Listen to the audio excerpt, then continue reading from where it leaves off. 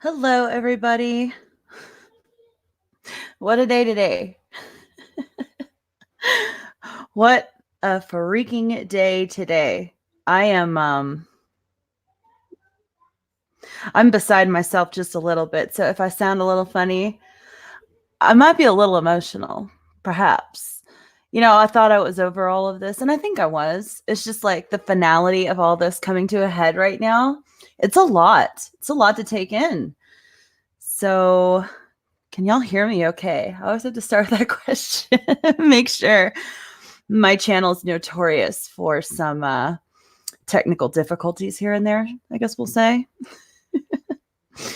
Yes, I'm going to see if I can pull this up on my, there we are, so that I can see everything in case I get any chats and I don't want to miss it. Okay, who do we got in here today? We've got Darth Dula and we've got Deranged Lunatic. Hey, you guys. Boba Fett's biggest fan. Hello there. Chef Carolyn, always a pleasure having you in. Thank you for joining me. Tormentor, Maestro Drake. Oh my God, it's Mariah Carey. I swear to God, do not compare me to Mariah Carey. If I hear her holiday song, her Christmas song one more time, yeah. Literally can't go shopping anywhere without getting high blood pressure because of her. Yeah, Orville Redimpeller. Nice to see you. Alex McCarthy, my very first super chatter. Thank you. Good to see you here. Price is Right. Ravenite, Soul Assassin, Mark Lisseth, Marshall, Ben. You guys, thank you for joining me. Let's just start by talking a little bit about what you guys are talking about. Geeky Candi, step awesome gal so they can fly now. Palpatine should be dead and Ahsoka may be in the movie.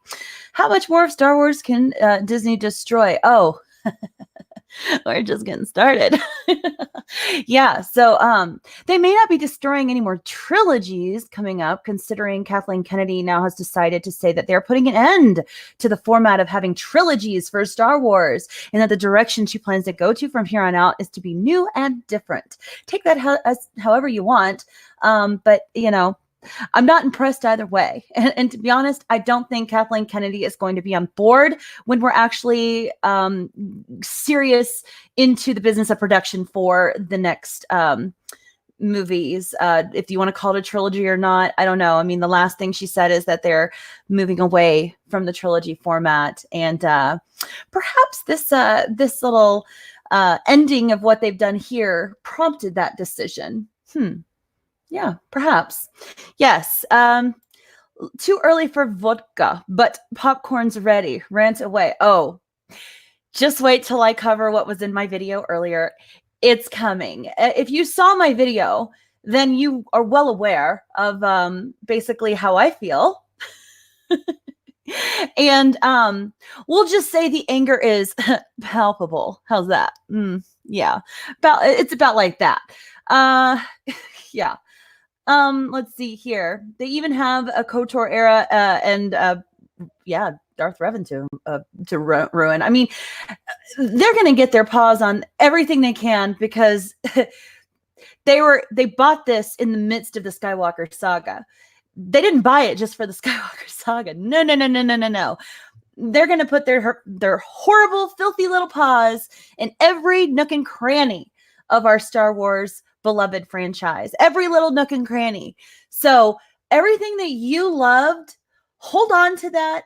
Don't see anything regarding with Disney with it. And make sure that's what you remember, because what they bring to screen surely isn't going to be what you remember.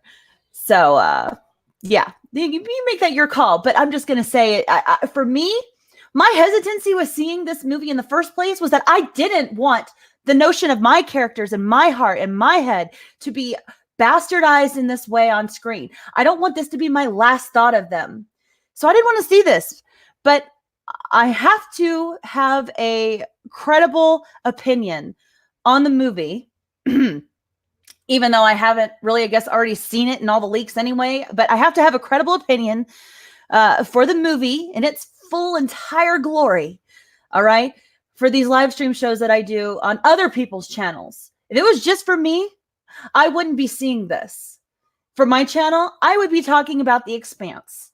I would be talking about The Mandalorian, even though it's not nearly as great as The Expanse. That's what I would be doing. Yeah, I would not be seeing The Rise of Skywalker. But I have commitments to other people, and I'm a woman of my word. So I'm going to provide quality opinion, hopefully with a little comedic twist to it, because all I see is comedy in this, to be honest. So, yeah, that's what I'm looking forward to the rest of this week, pretty much. Oh my gosh. Yes, Trey, I hope you're feeling better. I hope they gave you some Theraflu to knock the shit out of that flu bug, man. That is not fun. All right. I think I saw, did I see a super chat? I did, Sister Harrow. Thank you. Getting ready for work, 6:45 a.m. here, but you're listening. Well, I thank you for supporting my channel and for listening, because I honestly, me listening to what you guys have to say, that's therapy for me to know I'm not crazy. I'm not the crazy one anymore. I have a valid opinion about this. And it's validated by you all, because I'm not alone. I'm not alone anymore. So Ben Rollins says, I'm a literature professor and loving following you. Oh, well, Ben, I'm glad to hear it. Did you know that I was a English teacher? So perhaps there's a little bit of something there that you caught on to in some of my reviews regarding my take. So glad to have you, Ben. Is it Christmas yet? Well, it is. Didn't you know Christmas came early? It came early around midnight last night when we started to get the embargo lifted on the social media reviews that were coming out about this wonderful movie in the next few days that we're all going to hopefully not see, because what's the point right now? I'm giving you guys a head start here. Spoiler warnings. I'm going to be going over, there was a few tweets from a Twitter user named Call Me Ben Swolo. He is no longer on, well, he's on Twitter, but his account is entirely private now for good reason. So he was an attendee at the premiere, and he had a lot to say about what he saw. And I covered it in my last video, but if you happen to miss that, we're going to be going over some parts and pieces of it here today. And I wanted your takes. I'm going to kind of break it up a little bit. We can kind of bitch about it together, and I have some other people that might be joining us today too. Put the link out, and anyone else, Tom, if you're there, Midnight's Edge, Mr. H, John Talks, any of you guys that I've talked to you before about coming on, if you are out there listening, you are more than welcome to just shoot me a DM and I'll send you the link. Yes, so this guy had a lot to say. I'm not going to be posting pictures, but I'll just say the pictures I've seen definitely square up with this account. I'll say, I'm not even gonna call it a leak anymore. I'm only doing the leak because that's what everyone's hashtagging. So sure, I'll call it a leak for that. But it's really a first, you know, it's a true account of what happened in the movie. It's unreal. It's unreal. And at times when I talk about some points of this, please bear with me, have patience for me, because I am going to go off the rails a little bit. I might tear up. I'm highly emotional today. Yeah, I can't believe this is what they did. And all the interviews I've been watching lately with Kathleen Kennedy and Michelle just making the rounds, and Ryan Johnson and JJ Abrams just shooting the shit with the media, just paying lip service to fans saying, oh, we've listened to you. You guys are the most important things to us. And then this is the garbage they put out. And then the media, watch what happens today and tomorrow. The media is going to have the audacity to say, Star Wars franchise ruined by fans. These articles have already been put together. There's a few details here and there they leave out in advance because they're going to fill those in whenever they get the numbers for certain things and make it look like it's done on the fly and very highly relevant to right then and there. No, these have already been drawn up. And we know this because, you know, if anybody watches Midnight's Edge, Andre put a great video out a couple days ago showing how if the media truly believed that this was going to be a fantastic movie, that this movie was going to be everything and more that Disney wanted, that the fans wanted, you know what they would have done? They would have been talking about how this would have upped what we saw from Endgame. Endgame was the capstone on that franchise. And whatever your opinion is of it, it was successful. Okay. Some people liked it, some people didn't. But it did a lot of work tying a lot of loose ends in a fairly relevant way. And that's not an easy feat for directors and producers these days, apparently. All right. Game of Thrones was our first little throw into how that happens with double D's, totally bombing that one. But, you know, we're 2 weeks away from the new year, and 2019 still has another franchise yet to go ahead and take out on the wayside as well. Disney says, hold my beer. Let us show you what we can do. So obviously it's a difficult task. It's a hard thing to ask for any director to close a movie, a franchise such as this. I mean, this is like the biggest. So to some extent, I have a little iota of respect for JJ Abrams for taking on this task, because I know he knew this was pretty much impossible, especially after what Rian Johnson did with the last one. I mean, imagine you were in his shoes. Okay. And again, I am not a fan of JJ Abrams, not in the least bit. Okay. But I'm trying my best to have a perspective that is objective in some ways. Okay. And if you were JJ Abrams and approached by Kathleen Kennedy, who, you know, put your balls against the wall every day. She practically mentioned in an interview that, you know, we were hounding him to do this, that, and whatever. Okay. He takes the paycheck and says, yes, I'll do it. Even though he has said this year, I literally quote, I don't do endings well. Disney doesn't care if you can do endings or not. They need this ended so they can move on. You see, they have 5 movies in 5 years. They are the machine churning all of this out. And they know that for them to keep pace and to have any kind of profit margin with Disney or with Star Wars in the future, they have to get a move on out of the saga for Skywalker and get on to whatever the hell else they want to bastardize next. That's what they want. So JJ Abrams, you got the money. I'll give you my time. Here we are. And he did what he could with it. He did what he could with it. And I think I'm going to catch up with the chat just a little bit. And then we're going to go in to see what he actually did with it, with those leaks. So let's see where you guys are. Yeah, I'm angry. I'm really angry. This is a side you won't see often of me because I usually am a generally happy person. Sometimes you'll catch me like this when I'm playing video games, Fallen Order, Call of Duty. You know, I let out a lot of aggression in those games, but that's to be expected. Star Wars doesn't usually do that to me. Now it does. Now it does. It does. Oh, God. All right, let's see here. I think I missed a super chat. Alex McCarthy, $2 for the Torment of the Rise of Skywalker. Oh, God. Just the stupid name and everything. Just so stupid. Yes, please hit that like if you don't mind. I really appreciate it. Getting some traction out on this live stream would be a very nice thing. I want people to see that it's not just old white men giving opinions about this stupid movie. I want people, the critics, to know that women are also appalled by the pandering that they've done with this movie with Rey. This is not something that if I had a daughter, I'd be like, oh, daughter, this is the role model you should be because all things are handed to you on a silver platter as a female in this world. No, you have to work for it. You might lose something and have to sacrifice something and to get it. And I know that they attempted to try to show that in this last in episode 9, but the way they went about it, so stupid, so dumb. I love how in the opening credits, in the scroll, that's when we're told that she is trained. Did you hear that? It's as if all of a sudden, all of the discussions we've been having and the comments we've been making about this movie, finally someone heard it up there and they said in Hollywood, oh, and in those Disney studios, oh, guys, listen up. They have something right. We haven't really showed her getting trained yet. And yet here she is practically doing everything and then some more than Luke could do. Okay, so how are we going to remedy that? And the movie's already done. And how are we going to add that part in? Oh, just put it in the scroll. Just put it in the scroll. Let's take care of it that way.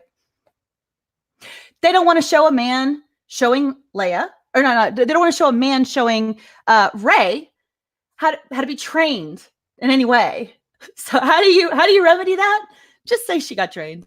You don't even have to say by who. She got trained. That's all that matters. So, oh God, my head's about to explode. I'm so angry right now. Yep. All right, who else is in here? We've got Force Ghost. Hey, how are you? Larry, media has sown division every chance they can get. Oh, yeah, and they're just about to they're getting started.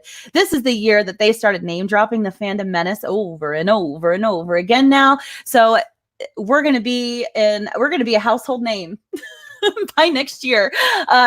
Believe you me, it's only gonna get worse. Yes. Let the hate flow through you. Oh, I am. I thought I was content with the utter dismemberment of the Skywalker saga. No. I've got a little left in me, and y'all are gonna get it now. Just a little bit. Rey is female. Her body says otherwise. Oh yes, she is wholly female, and with the power of the pussy, if you will, can get just about anything done that she wants without losing a hand or even a finger, even a pinky finger, a nail, a hair. I mean, she is pretty much untouched. Now, again, in the last movie, yeah, we have things that do happen, but does it really matter? Does it change the end result? No, it doesn't, which makes it not believable, not relatable. They still failed. They still failed. So we're going to go ahead and just get started with these leaks. I think we got like 100 in here right now. That's a good number to get going. We're going to put, let's see here. I want to do this one right here. Share. Let's see if I've got this up correctly. StreamYard. Yes. Okay. Let's see here if I can put, okay. All right. So guys, are you ready for any of this? I'm just like, where do I even begin? I'm going to look at my phone for the, let's see here. Hold on. Is anybody? Yep. Hold on. Let me invite somebody real quick. Come in, you guys, if you want some fun with these leaks. All right. So usernames, call me Ben Swolo on Twitter. Okay. Yeah, I gotta keep double checking and seeing if anyone pops in. Okay. Yeah, so he was an attendee at the premiere and he started posting a ton of stuff. I think it was around like 3 a.m.-ish Central Time. Or it could have been like around 2. So I was asleep. And I really wish I wasn't. I wish I could have seen this as it was dropping. Yeah. Oh, Christy, thank you for being in here and helping mod. Tommy, you too. You guys are awesome. Thank you so much. Yeah. Okay. So I'm just going to kind of dive into it, and here and there I might stop just to get your guys' take. All right. So here is, sorry, Jay just said. Yes, Jay, I did say there's power in her pussy live. Yes, I did. I'm a different Candace today. Some more confirmation that yes, Kylo dies after his redemption. Kylo revives Rey. They smile at each other. She says, Ben, and they kiss. Kylo disappears like Luke. And by the way, Jay, if you're here, you are more than welcome to join me. I know you are not a happy camper today either. Kylo disappears like Luke. When he dies, they do not say, I love you. Well, who the hell cares if they say I love you or not? If they did say it, it wouldn't matter. If they didn't say it, it wouldn't matter, because it's not believable either way. And here's the issue. I love how they have, smiling at each other. It's just this, I saw the picture. Okay. And I do believe it's real. It does match with sort of the sequence that this guy talks about here. And it is so cringy, y'all. It is so cringy. And it's interesting because she's like practically dead, and she has her arm kind of like around him. And I think the only reason that they did that was because otherwise, if he just forced a kiss on her, then it would be obviously perceived as like a Me Too thing. And they got to stay away from that in all ways possible. So the body language, they have her position. So she kind of has an arm around him, which gives you the insinuation that perhaps there is some consent, which is stupid. We have to talk about that. But if they didn't, it would show a hypocrisy that they are obviously trying to fight. And it's just so stupid. It's just all so dumb. Drunky drunk, you're still in the chat. Hello. Will Gentry, Candace, my love, I've got some free advice for you. Blow your nose. I'm very sad right now. I'm very sad. Anyway, yeah, donkey punch the like button. Yeah, please do. That'd be great. So let's see here. All right, so we are on to the next one. Rey is the granddaughter of Grandpapa Palps, takes the name Rise of Skywalker at the end. The whole Tatooine scene is true. Rey having BB-8 at the end, as it explained. Finn and Poe are alive, but they're not with her in the final scene. So here we've got final scene, two sons, Tatooine, walking off in the distance or staring off into the distance towards the double sun. I'm assuming the sunset, considering the ending of the movie, it would make sense. And she basically says she is Rey Skywalker, essentially stealing basically Luke's scene. And it's just, it just furthers the anger I have about the just tossing away of a amazing male protagonist that we've had in this series. Just throwing him to the trash to have a scene like that replace him. Icing on the cake of stupid for Disney. I'm just blown away by these decisions. It's so it really is upsetting. There's more things than that, though, that upset me more than that. Honestly, that's just mildly upsetting comparatively, so I want to move on. Leia and Kylo have no scenes together. Rey stabs Kylo during their fight at the same moment Leia dies. You know why it's at the same moment Leia dies? Because this movie is a 2.5 hour long movie just about, and if they put any more time into trying to figure out how to tie up all these loose ends, it would have gone over the amount of that they could have put into this movie. So 2.5 hours, and they still have all this happening at the same time that Leia dies. Is so important at the same time. No, it's because they could not extend out any more storyline for Leia because they screwed up on their part by deciding to not put them together or have any kind of major story arcing for her earlier on in the trilogy when she was alive. So it makes sense to do that right there. Rey cries and heals him after. Han is in the movie. Oh yeah. Rey cries and heals him after. She kills him or stabs him and then cries and heals him after. What's the point of that? What a waste of a scene. It's like one thing completely negated the other. And it kind of shows what? Women are fickle. Women are emotional. Women, we our emotions get in the way of our ability to be objective. The dude is a psycho. And she cries and heals him. Okay. And the Reylo fans eat this up, which is the real weird thing about all this. Han is in the movie. Anakin's voice is in the movie. Hayden voiced Anakin. That's nice. You can't hide, Rey. Not from me. Line from Kylo. Kylo holds her sweetly when he brings her back to life and says the Force bond is stronger than ever. Jannah isn't confirmed to be Lando's daughter. Poe lives. Knights of Ren are hardly in the movie. I'm assuming they only appear in the helmet repair scene and when Rey and Kylo fight them. Doesn't remember Knights of Republic having any dialogue. Duh! Because if they added anything new into this movie, try to connect all the loose ends that they had before, it'd be even more of a clusterfuck. So yeah, I don't blame them. No, they don't really fight Palpatine, but yes, he does shoot lightning into the sky. So this is supposedly like a brawl vis-a-vis the Goblet of Fire from Harry Potter, where you have, Voldemort basically trying to kill Harry Potter, and Harry Potter sees the ghosts of his dead relatives and friends, his dead relatives, and giving him power that he didn't have for his his Patronus charm, and it ends up just kind of like making it way bigger than his own power is, thus defeating ultimately Voldemort. Yeah, this is the same scene. Pretty much. She instead is then listening to, well, we're going to talk about that here in a second, but it's literally the same scene.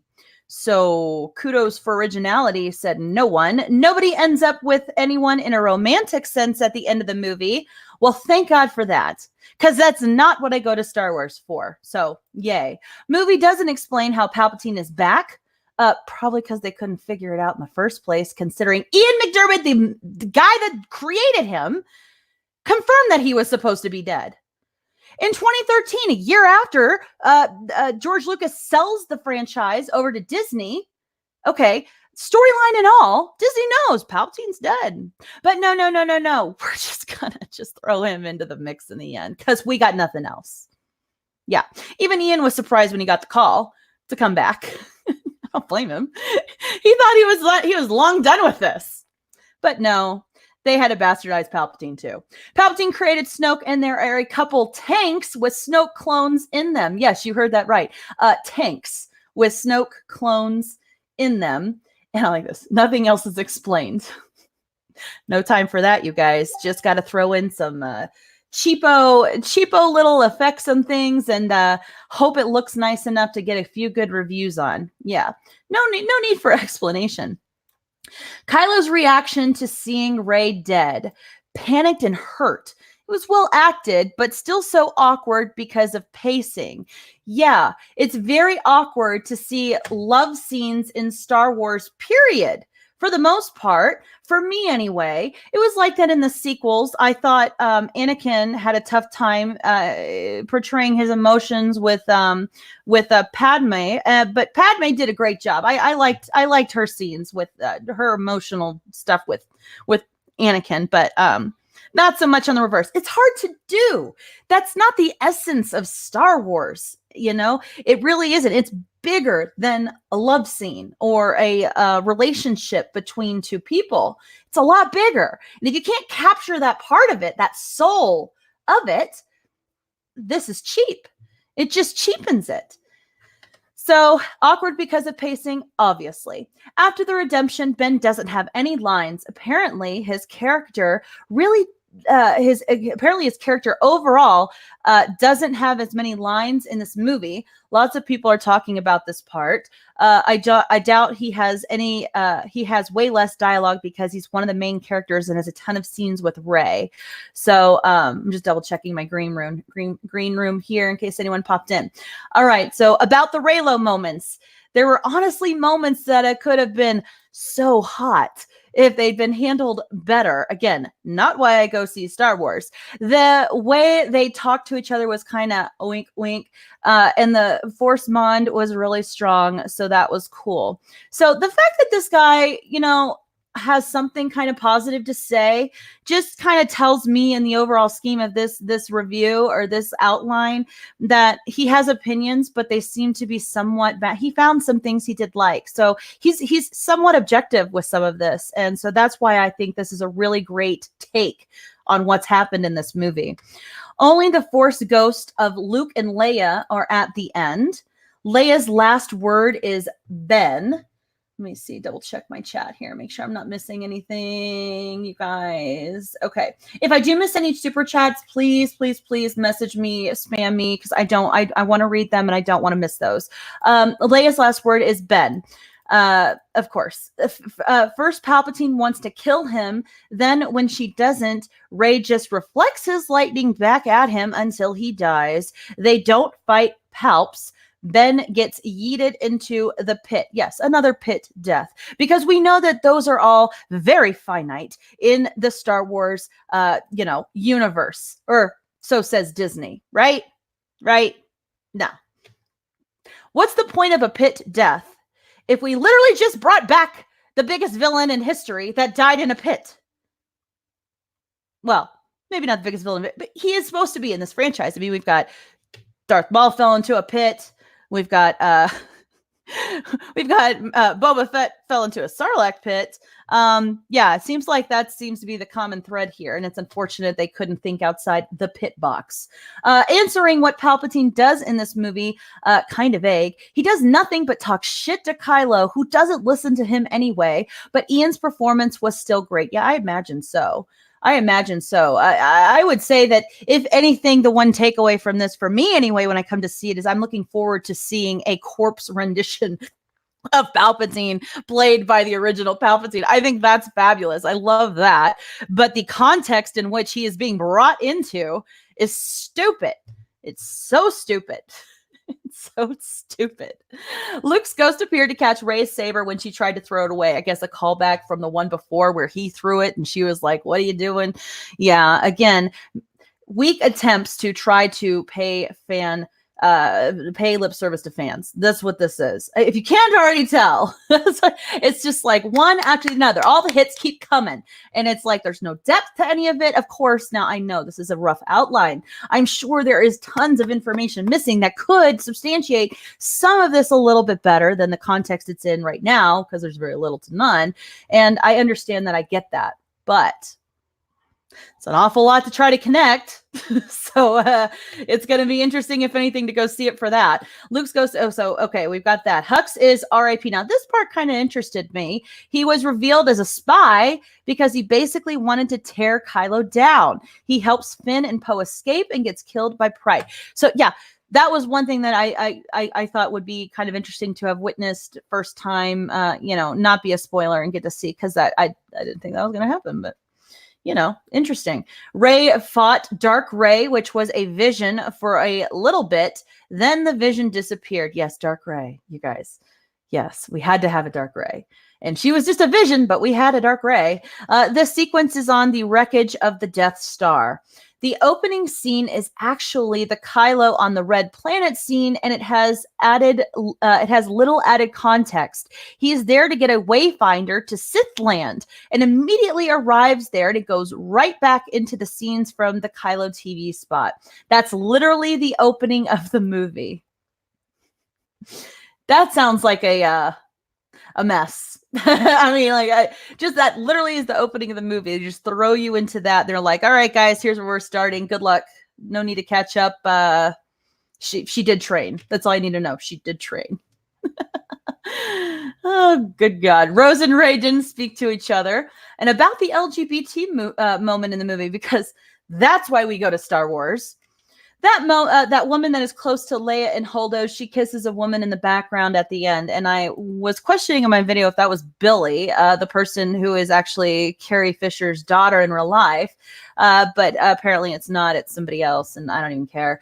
Ben says to Rey, you wanted to take my hand. And Rey responds to the comment later in another scene by saying, I did want to take your hand. Ben's hand. Major high school feel vibes here. And perhaps that's part of the crowd they're marketing this to, since they said the 11 and under, it's not recommended. The Swedish movie board basically put out there that, and they kind of the ones that confirmed the corpse Palpatine issue. They said not recommended for several reasons, including corpse Palpatine sucking the life force out of other people. Why 11 and under shouldn't be coming. So I'm assuming this is the Twilight, if you will, group of people. And it's just, again, not my Star Wars.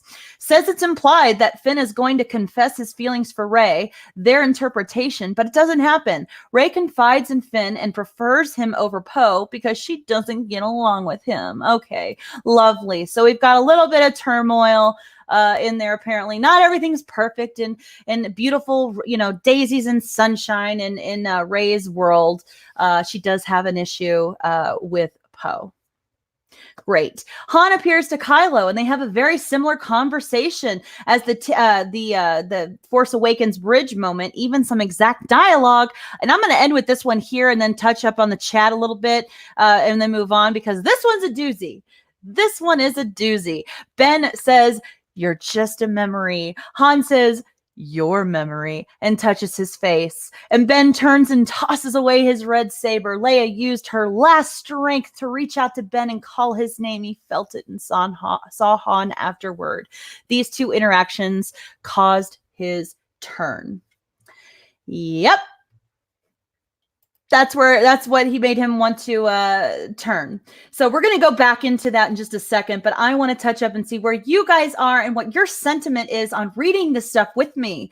I am beside myself, if you can't already tell. It's just, in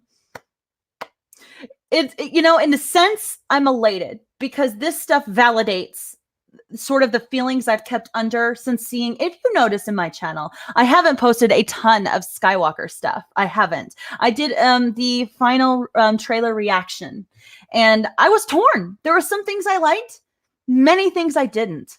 But yeah. So as the course of the time has moved on from that trailer reaction and I've been getting leaks and getting information and finding out things, I've been just overwhelmingly upset with the direction it's gone. And I haven't posted anything on my channel because of that, because I knew I'd be coming from a place like this where I'd be pissed. And I didn't want my videos to come off that way. I want to seem somewhat unbiased when it comes to my stuff on my channel. And I couldn't be that way with this. And when I got this leak from Reddit last night or earlier this morning, it confirmed all of that for me. And now I feel comfortable presenting my opinion in this way because I do feel validated with it. And so, but not all my stuff is like this. And just, I'm extremely passionate about this. So yes, that's why we're like that. Canadian Highlander with Canadian $2. Hi, Geeky. Love your channel. Disney killed my Star Wars. Disney killed all of our Star Wars. And we're right there with you. This is therapy for all of us. And thank you for being here to join us in it. I'm going to touch up on the chat just a little bit and see what you guys are saying. Let's see here. I'm going to scroll back just a little bit. She's not in the chat. Are you talking about me? Because I am now. I'm going to pop in now.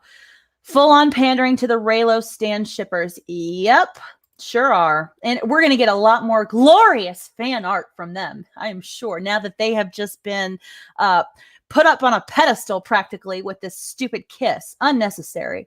I just woke up, Angela Straven, I just woke up from sleeping since 4 p.m. yesterday. I keep getting this call back. I'm so sorry. Yeah, it seems like a lot of people are sick lately.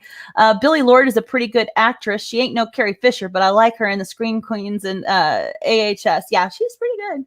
She's pretty good. And I like her likeness to Carrie Fisher too. But yeah, she is no Carrie. George B.D. Lucas, good to see you, my friend. How you doing in Texas? You holding it down? I'm heading there next week. I'm so excited. I miss my fam. Yes, good to see you. Good to see you. This movie is not for kids. What? Nah, dog. Despite what Freddie Prinze had to say, dog. Nah, it's not just for kids. Sorry, I told you. I am extra today. Sorry in advance. Aloha to you. Bianca fights the zombies. Sideways Optimist, you people need to coordinate your streams. For instance, you and Anna aren't streaming at the same time. Otherwise, you are splitting views. Am I streaming at the same time?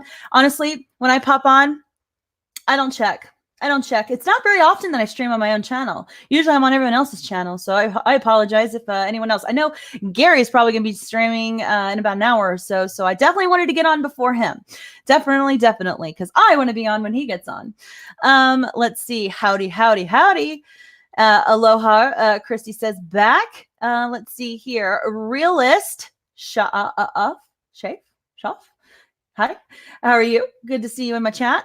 The trolls have arrived. Oh, are they here? Hello, trolls. How are you? I hope you're having a splendid day today. Thank you for joining us. Dave Doherty, at least in Twilight, there was some sparkle. This is just a polished turd. It is a polished turd.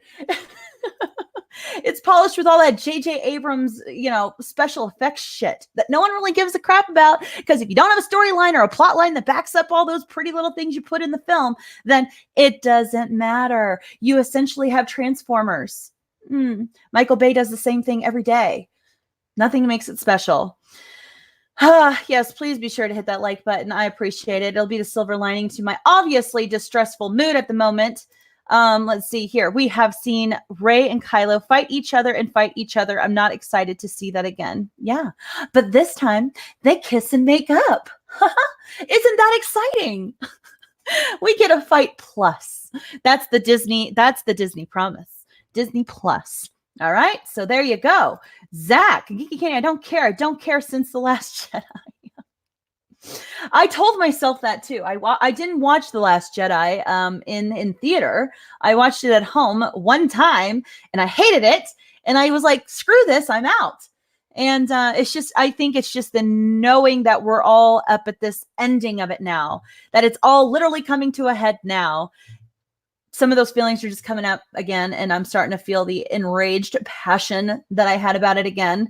And feels good to let it out. So thank you for being here while I do that.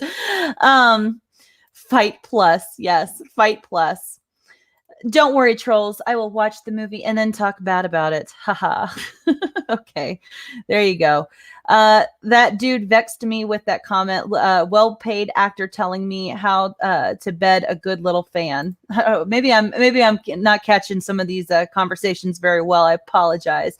But if we have trolls in here, then obviously I'm missing out a little bit on it. Yes. This is therapy. This is. And yeah, I am going to see it because, again, if it was just for my channel, I would have not seen this because I feel like I've seen enough. I've seen enough. And judging by some critics, like blue checkmark critics that are being honest with themselves, I have enough to go by. But unfortunately, and I don't mean this unfortunately, I'm very thankful and blessed to be able to be on other people's channels that are far greater than mine and to offer an opinion that should be credible on their channels. In order to have that, I do have to see the movie. So that is the only reason. That is the only reason that I'm going to see it. God, unfortunately. Geeky Candi, right now, my mother always tells me to smile and put on a happy face.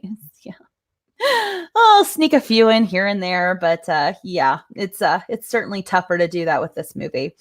Let's see here. Disney Plus is equal to pandering and loving the SJWs. Yeah. Thank goodness we had a gay woman kissing somebody else in the background of one scene that nobody knows anybody was in. So glad that was pointed out.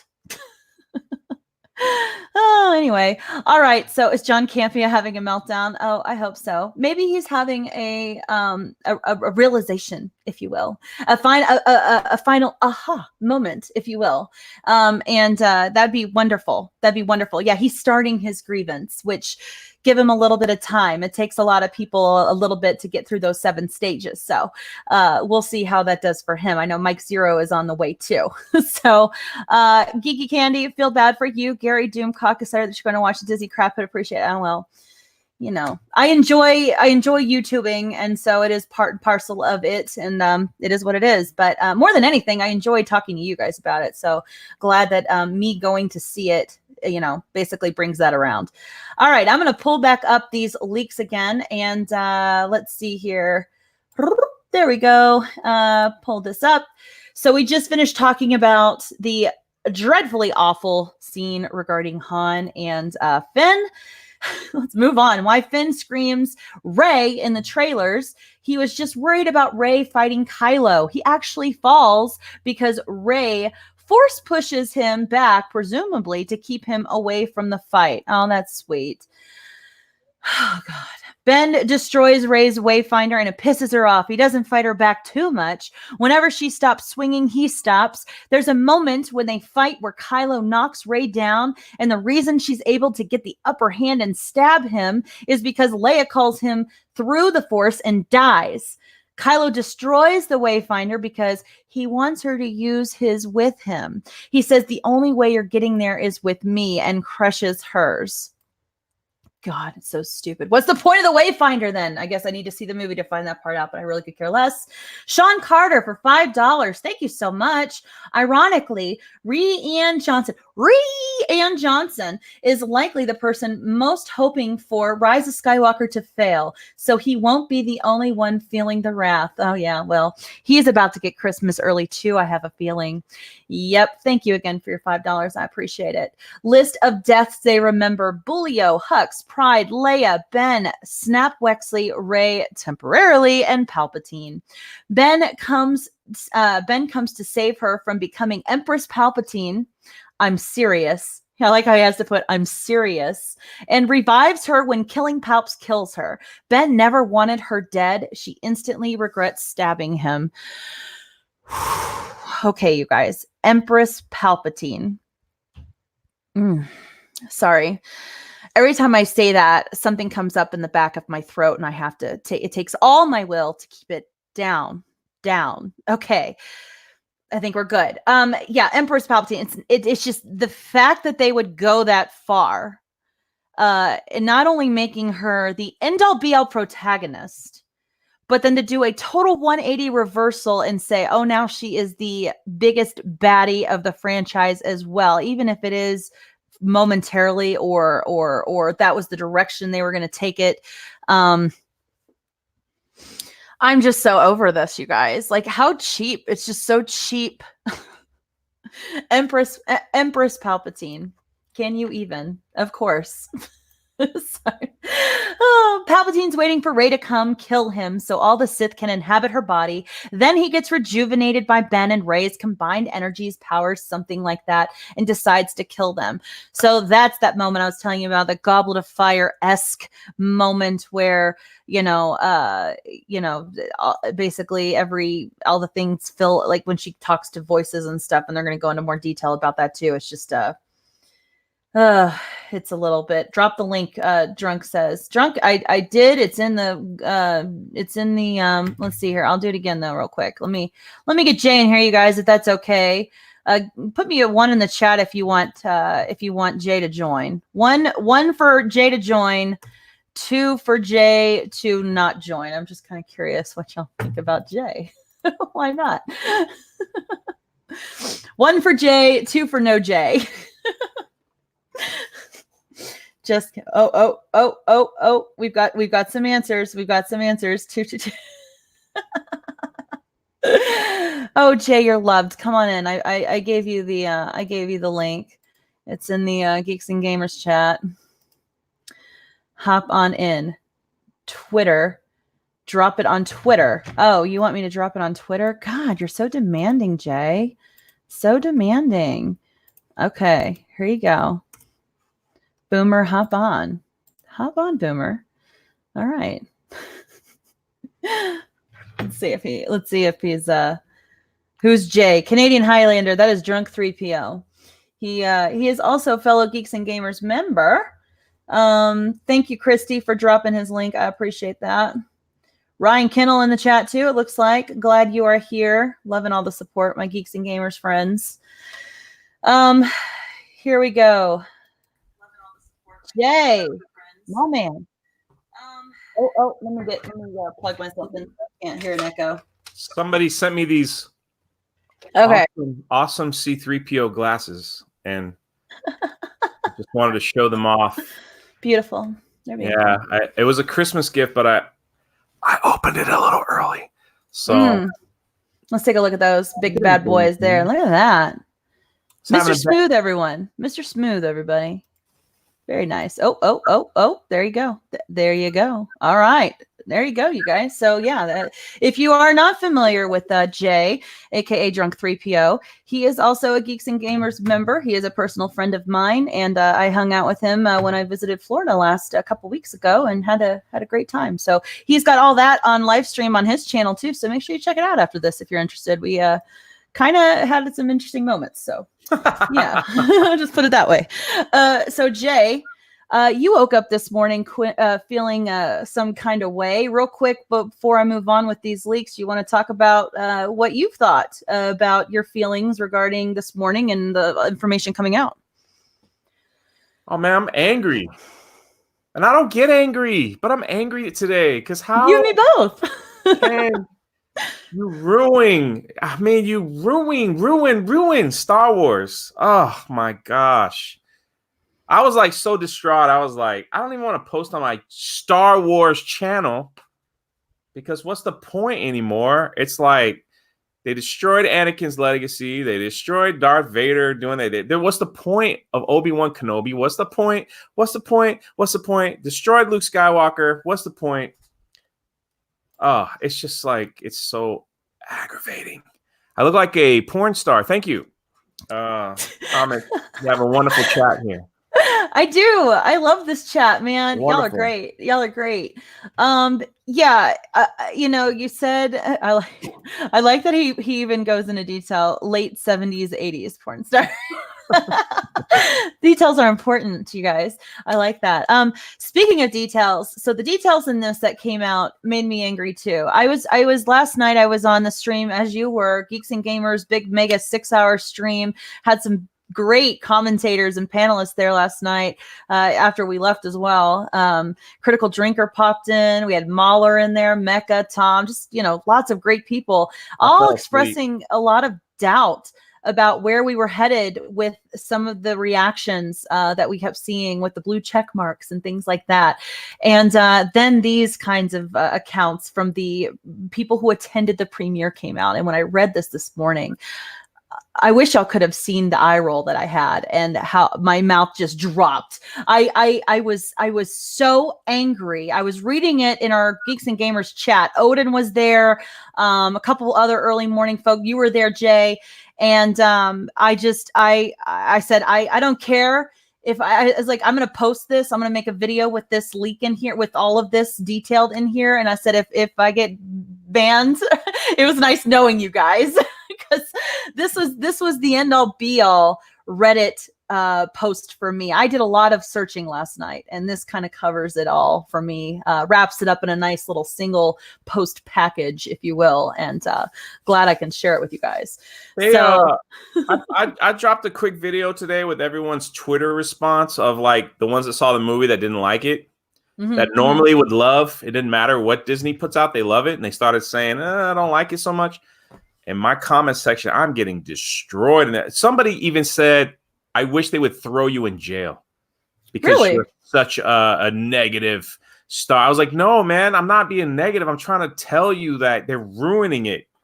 I want, you know, when I posted this, I got a lot of traction on my video today, and I had a couple people that were like, how can you say anything about it if you don't know about it? And I'm like, well, did you listen to the video? I was like, this video kind of covers it all pretty much. I mean, you don't need too much context to read between the lines that aren't there right here in this leak. I mean, one white person that had glasses like mine, but weren't sunglasses, that had the little facial hair, a white person said, I'm so upset. I clicked on this video. I don't respect the opinions of white males. I was like, okay. Yeah. I didn't even show my face in that video. How do you know? I need to respond to that too, because I'm gonna tell him to come check out my channel. See how he feels about that. I'm like, oh, you don't like white males? Well, hi, how are you? I'm a white female. I'm like, hello, man, Cuban. I'm not all white. No, I exactly. Yeah, whatever. A lot of people don't realize that about you, but you are Cuban. You do represent the minority here, and it's kind of, they don't give you any credit for that. It's like quarter black carrot, he only gets a quarter of the quarter of the credibility. But anyway, all the people trying to make it in this world, like, let's just love and learn and drink Dr. Pepper. Well, you do Dr. Pepper, I'll do Coke Zero, but that's okay. Neither here or there. I thought I saw that too, and I thought that was just, why are you coming on a white person's YouTube video if you could care less what that person has to say? That's I wish I had these people's time. Honestly, I wish I had these people's time to just knowingly know that I'm coming on to your video with nothing nice to say, because I have the time to do that. That'd be lovely. But sadly, that's not the case.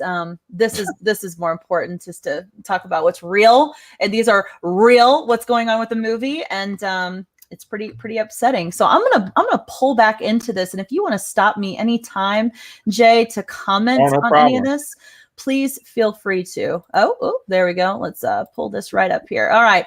So we've got Oh God, where are we? There is a flashback scene of Luke training Leia in the Force and lightsaber combat. Don't you love how there's so many flashbacks to account for all the gaps and holes that they're trying to fill, and using the scrolling entry, the intro, to mention just casually, oh yeah, and she trained.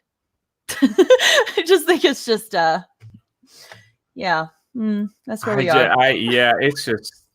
I mean, look, I understand.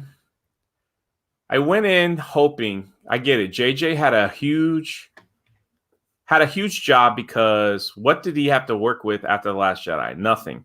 So I kind of figured it would be another type of standalone movie, but I didn't think he would go in destroying like the original trilogy and prequel, like prophecy. Like if you dig into like the prophecy, the chosen one, the one that would bring balance, all that stuff, he just kind of like took all that and rolled it up and went, threw it in the trash, and just said, let's just make it about Rey. Yeah, should be the chosen one, and then we'll try to appease the Reylo people with the kiss. You know, that'll appease the Reylo people. We've added LGBTQ ZY alphabet representation. Yes, but it's like they checklist the movie. Like, I hate that, man. I don't care about gay characters. If you want to have a gay character, it's fine. Don't use them as a checklist. Yeah, when you can feel that a movie is use them as an accessory. Don't use this as an accessory. Don't use that as an accessory. That's like, that makes it aggravating. Yeah, I agree. They're not accessories. Like my glasses. These are accessories. You don't treat people like this. That's all. Sorry. Especially Rose Tico, because man, they did her dirty too. Yeah, 1 minute of 30 seconds of screen time, I think she has. Yeah, but representation, okay. And, I know it's soft. You got there you go.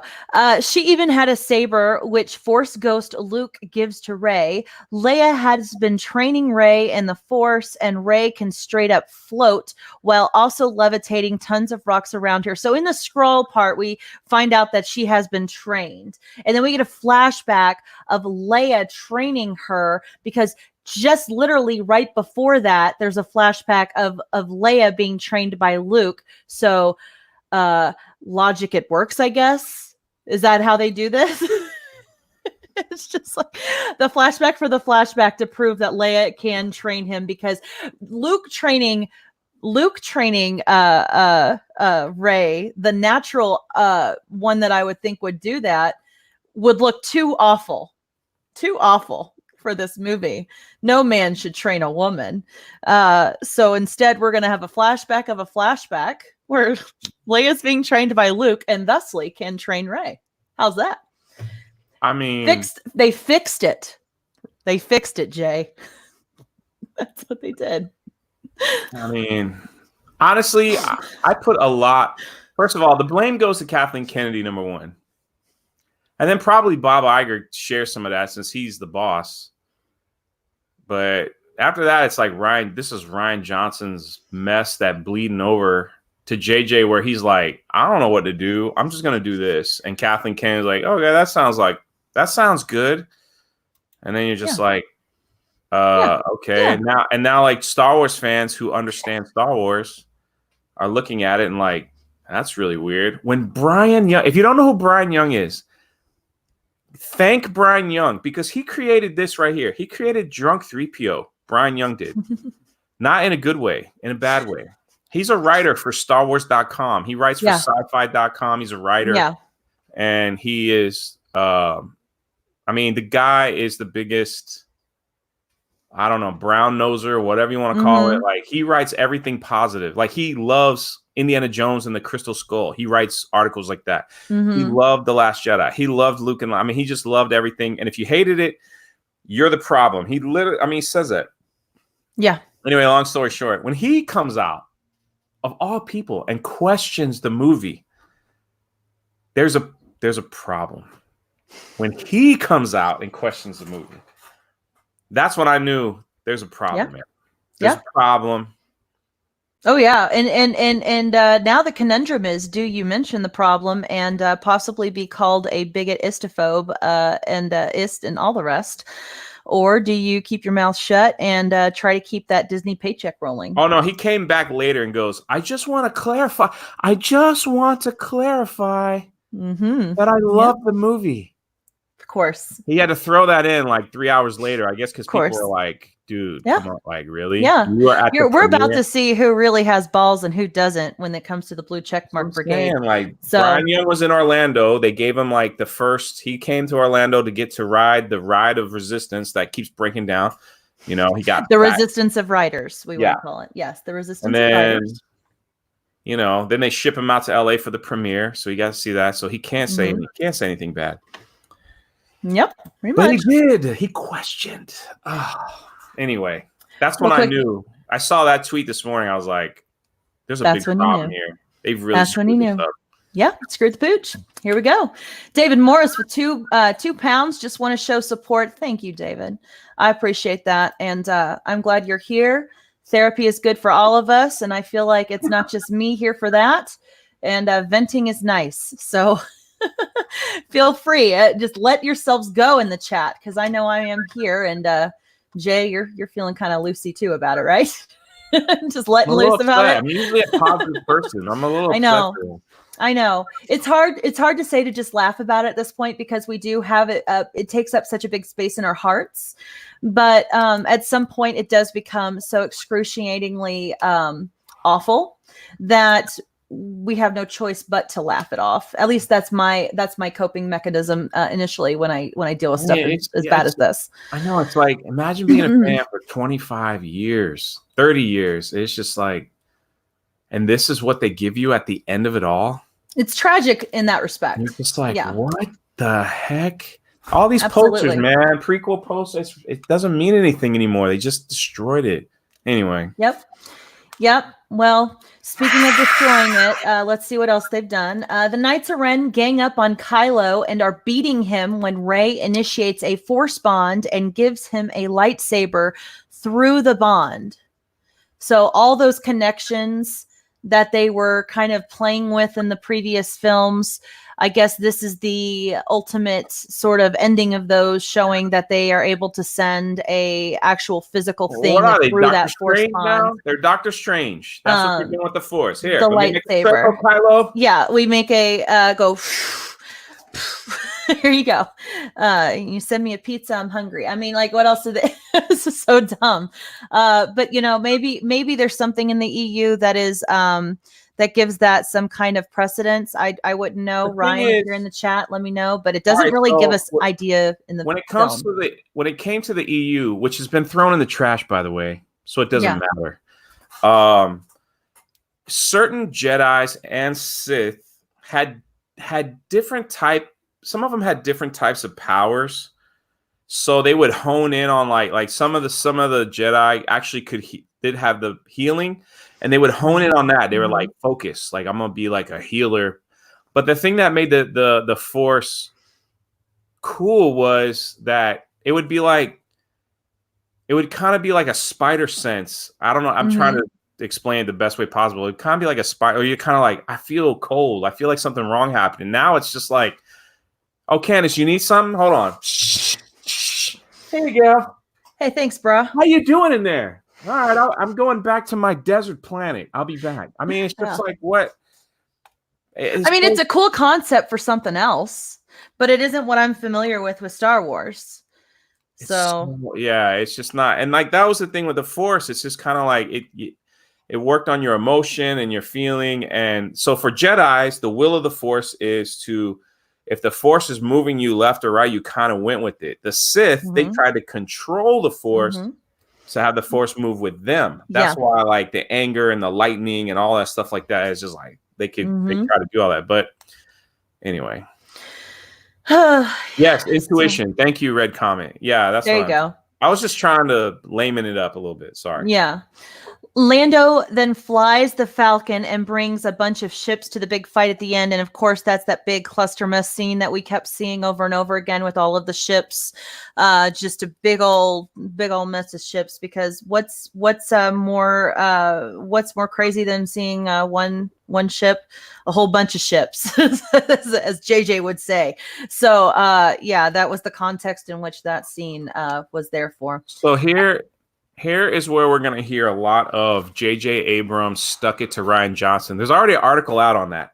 Okay. There's already an article out on it. And here's why. Because here's some insider information. Since you're sharing leaks and whatever. Thank you. Love to have it. In the movie, JJ does retcon some Last Jedi stuff to try to fix his thing. So in that scene where all the spaceships are flying, somebody told Poe, why don't we just send one ship into hyperspace and destroy them all like Holdo did in The Last Jedi? We're going to Holdo them. Yeah. Yeah. And the retcon was Poe going, it worked then, but it's really he says something, it's really a 1 in a billion shot and we can't risk it. So he tried to retcon saying, Holdo was extremely lucky. It's a 1 in a million or 1 in a billion shot. And so that was the big retcon. And the only reason I know that you read the articles that are out there, like, how dare he go up against Rian Johnson's Last Jedi and try to retcon certain things? You're just like, oh my gosh, what's wrong with these people? These people don't buy toys. They don't go back and listen. These people that are crying, these shills, they don't buy tickets. You don't understand what I'm telling you? They are given tickets. Yeah.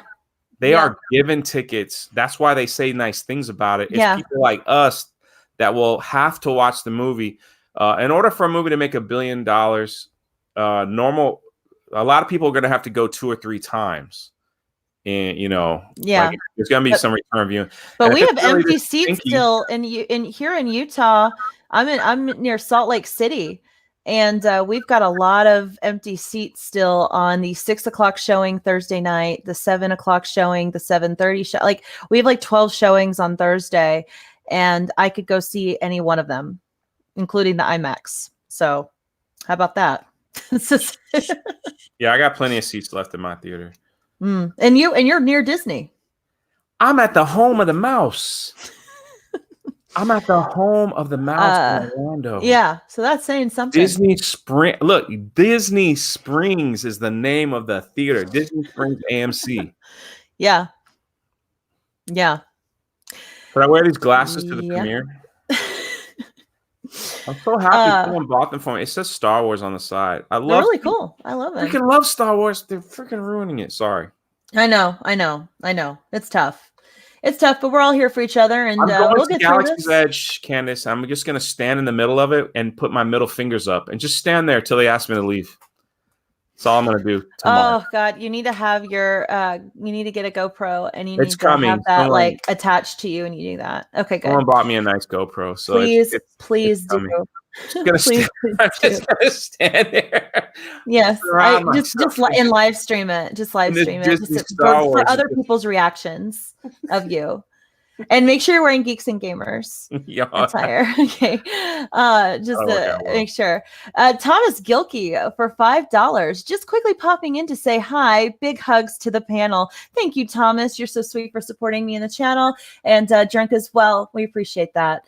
And thanks for stopping by. I hope you hit that like too, if you don't mind, on the way out. I appreciate that. A good dude.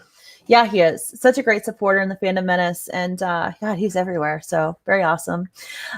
Okay, so I want to just touch on a few more of these. I think we've got like 9 more, and then we can kind of talk a little bit about just summarizing our overall thoughts about this and the chat as well. Kylo and Chewie also have no scenes together.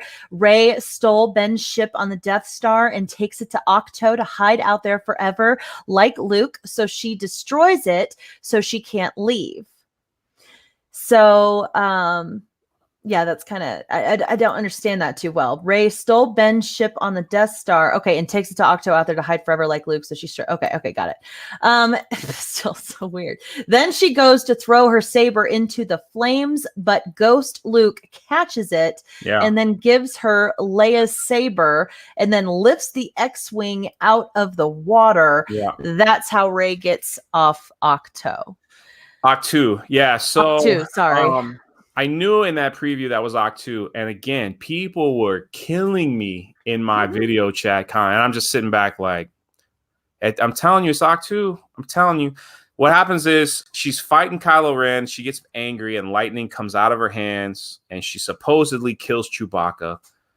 She doesn't know what to do. She steals Kylo Ren's ship, flies to the island where Luke tried to, on The Last Jedi. And she's like, I can't live with myself. I killed Chewbacca.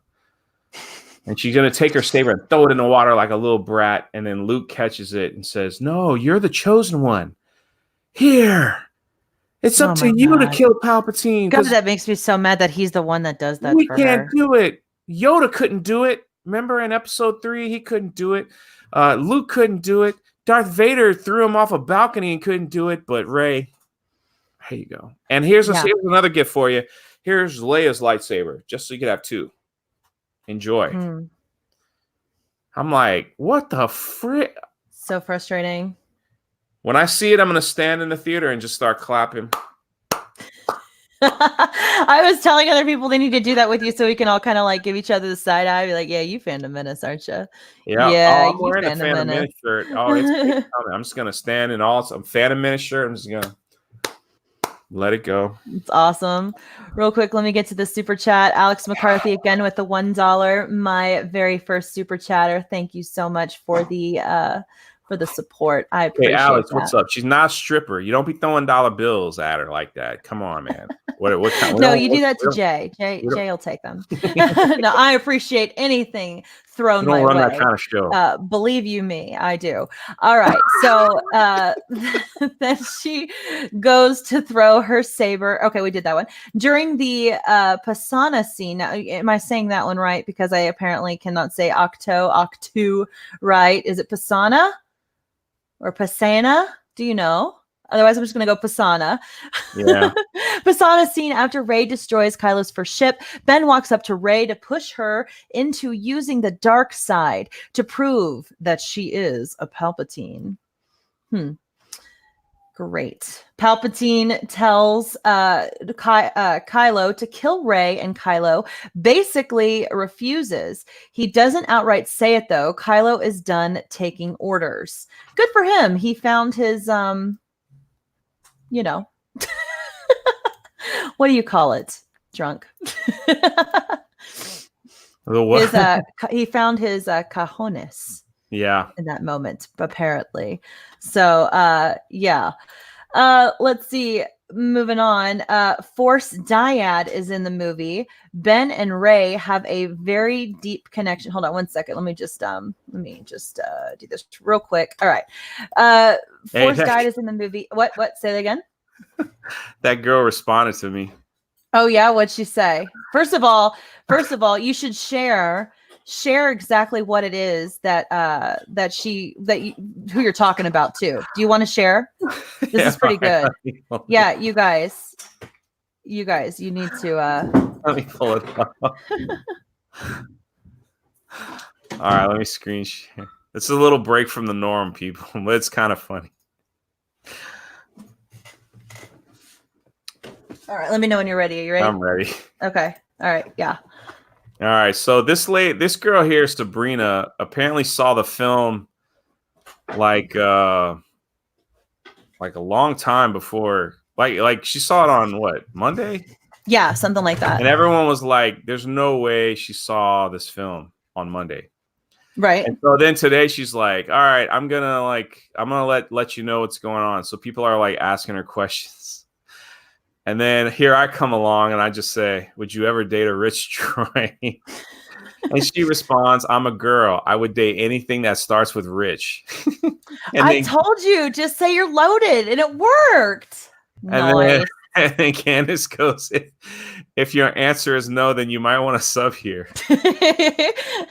Oh, did somebody plug. troll? I can't help What myself. is that? Why is there a tweet not available? Oh, that was mine originally. I misspelled it, and then I quickly fixed it. But you were too fast, and you responded too quick. So yeah. Oh, I got it. And this is why we say this, people. I want to show you something. All right. Hold on a second. So she writes. All right, hold on. This is funny. Real quick, while you're pulling it up, I just want to say, Larry, thank you for the $2. Love, Candy's spirit, and joy. Best wishes always. Thank you, Larry. I'm glad that you can still see some of that despite the anger I have flowing through me today, because it is palpable, as I've said. Yes. She writes, I've been invited to a special event premiere of the Rise of Skywalker this Saturday here in my hometown of Argentina, with a post-dinner party included, all paid by a wealthy dude I just met who's only invited me because of my good looks. So that's why I sent her that. Yeah. And then you forgot, I love the patriarchy. Yeah. I love a girl that knows how to work a system. That's great. Good for you, girl. Keep it going. If she is a gal. I know there's some questions about that, but yeah, you never know. You never know. Yeah, anyway. So moving on, let's just kind of go a little bit further here with these leaks. Here's the really so good. Just tastes amazing. Good. In the scene where the voices of the Jedi come to aid Rey, they tell her to rise. And that she has all the power of the Jedi. Anakin's voice is there. So is Ahsoka's. A lot of dialogue overlaps. Yoda's voice is there. Confirmed. Obi-Wan's voice is there too. Thinks Mace Windu's voice is in it. So here we go. All these dude voices, and they're like, man, oh man, we're Disney. We can't have all these dudes in our head. We got to put a female in there. And they pick literally the only one that wouldn't make any sense, pretty much. That would be a fan favorite, if you will. Yeah. What do you think about that? Bringing Ahsoka into this mess. Who do you think voiced it? Who do you think voiced it? Brie Larson. Do you really think that? I don't know. I think they could have got the same voice actor from the cartoon. Yeah, the Ashley Eckstein. Yeah. Could have just grabbed her to do it, or they could have just grabbed something from the cartoon and just threw it in there. I feel like if we're only getting a voice and we're not getting a visual, then she'd have to have something familiar to fans, and the Eckstein route would make the most sense to me. If we randomly started hearing Brie Larson talking, I don't know if enough people would be able to make the connection to Ahsoka. So that's my thought on that. What do you think? I think they just threw her. I think he just teased that because he wanted people to see the movie. Yeah, it's true. I think like the fan service stuff is was just what it was. It's like, hey, let's just throw a little clip of Ahsoka. That'll please those people. Hey, let's throw a little bit of this in there. That'll please. Let's throw a little Reylo kiss. That'll please those people. Hey, let's make sure we got Luke in there holding a lightsaber. That'll please those people. Like I think that's where we were going. Like, and Jewett says, so she's dead then. And it is the time frame would make sense. This is a lot after Clone Wars. It's like 25 years, I believe, or so after Clone Wars. So I don't think she would be dead. There's a possibility she could be in whatever aspect they're going to put her in, and moving forward with the Disney canon that they're making, because we really don't know. I mean, other than I know, and maybe in some books that I haven't read, but I've watched all the Clone Wars and stuff, and I know she's alive then, but we don't really know what happens to her after. Do we? Does anybody know? No, if you know in the chat, let me know. It's kind of a mystery what happens. Like, honestly, they also in Rebels, when she fought Vader, you kind of don't really know how she escaped either. They kind of left it a little mystery. I mean, obviously she got out of the room, like she was in a room and it was all boxed in, but I mean, obviously she got out. Yeah. So, but Yeah. Okay. Well, moving on. Force dyad is in the movie. Ben and Rey have a very deep connection. How Rey's resurrection and Rey Kylo kiss happens. So Ben, and this is sort of the picture that has been floated around a little bit. This is the scene in which that picture sort of falls into. Ben climbs out of the pit, sees fallen Rey from a distance, and rushes over as best he can, limping. He gets to her and pulls her into his lap and holds her to his chest, heartbroken. Then he calms himself, leans her back, lays hands, and revives her. When she comes back, she holds his hand, looks into his eyes, smiles huge, calls him Ben, and they have a solid, full contact kiss for about 2 seconds. He smiles back, then he abruptly falls over dead. She touches him and he vanishes. So he died happy. So she's like the Black Widow of the any mate she touches ends up dying, but it's kind of funny. It's interesting, this take though. She's not he doesn't kiss her back to life. It's not like, I guess, a forced kiss, if you will. Forced kiss. It seems like it is consensual in that way, but yeah. What do you think about that scene? For all the ladies in the chat and the lady up there, I understand falling in love with the bad boy is kind of like a thing for y'all. Fall in love with the bad boy. But the guy, so you witness a guy murder his father, in front of you. And then is murdered about 100 billion people, blow up some planets. Then you saw him take out his lightsaber and cut up your only friend, Finn, Mm-hmm. And does that just ooze, wow, I really want to get with this guy? I mean, I'm just curious. I don't know how women think, but I'm just curious. I don't know if that is that really what gets the motor? No, going? it perpetuates some really bad things, I think, when it comes to relationships. But I think that's par for the course with Hollywood in general. So they probably didn't even realize it at the time and thought this was incredibly forgiving for them in that aspect. They probably thought this was a very respectful way to go about it. But yeah, that's far from the case. There's obviously a weird abusive nature to this. And it's so cringy. But again, the Reylo fans are going to flip out. They get their cake. They get to have their cake and eat it too, and it's just gross. Elizabeth Banks was crying, and she was it was the most beautiful sex scene without sex in the film. Santex Era says he nutted hard and then vanished. I'm sorry, that was like a thief in the night. Yes. So funny. That's so wrong, but so funny. Yeah. I love this chat. Y'all are great. Keep it up, chat. Keep it up. So yeah, Star Wars. It's for kids. Yeah. Right. Rey is definitely someone that mothers should be modeling their daughters after. She is a role model for wanting to bring back a man that did that to her and is like that. I just remember reading these reviews about how much that they appreciate having a female role model for their kids, for their girls. And this is it's gross. if they really think of that in that way. I just feel like it's off. It's very off. So we've got C-3PO here now, moving on, gets his memory back.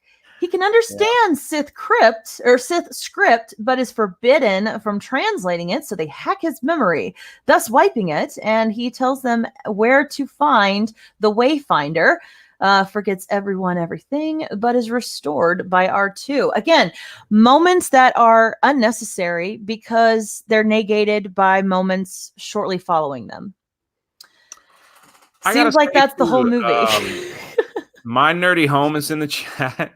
Oh, hey, my Nerdy Home. And, she makes a good point. Fellas, if you're in the chat and you're about to kiss the girl of your dreams and you feel like the life being sucked out of you, that's a sign to run for the hills.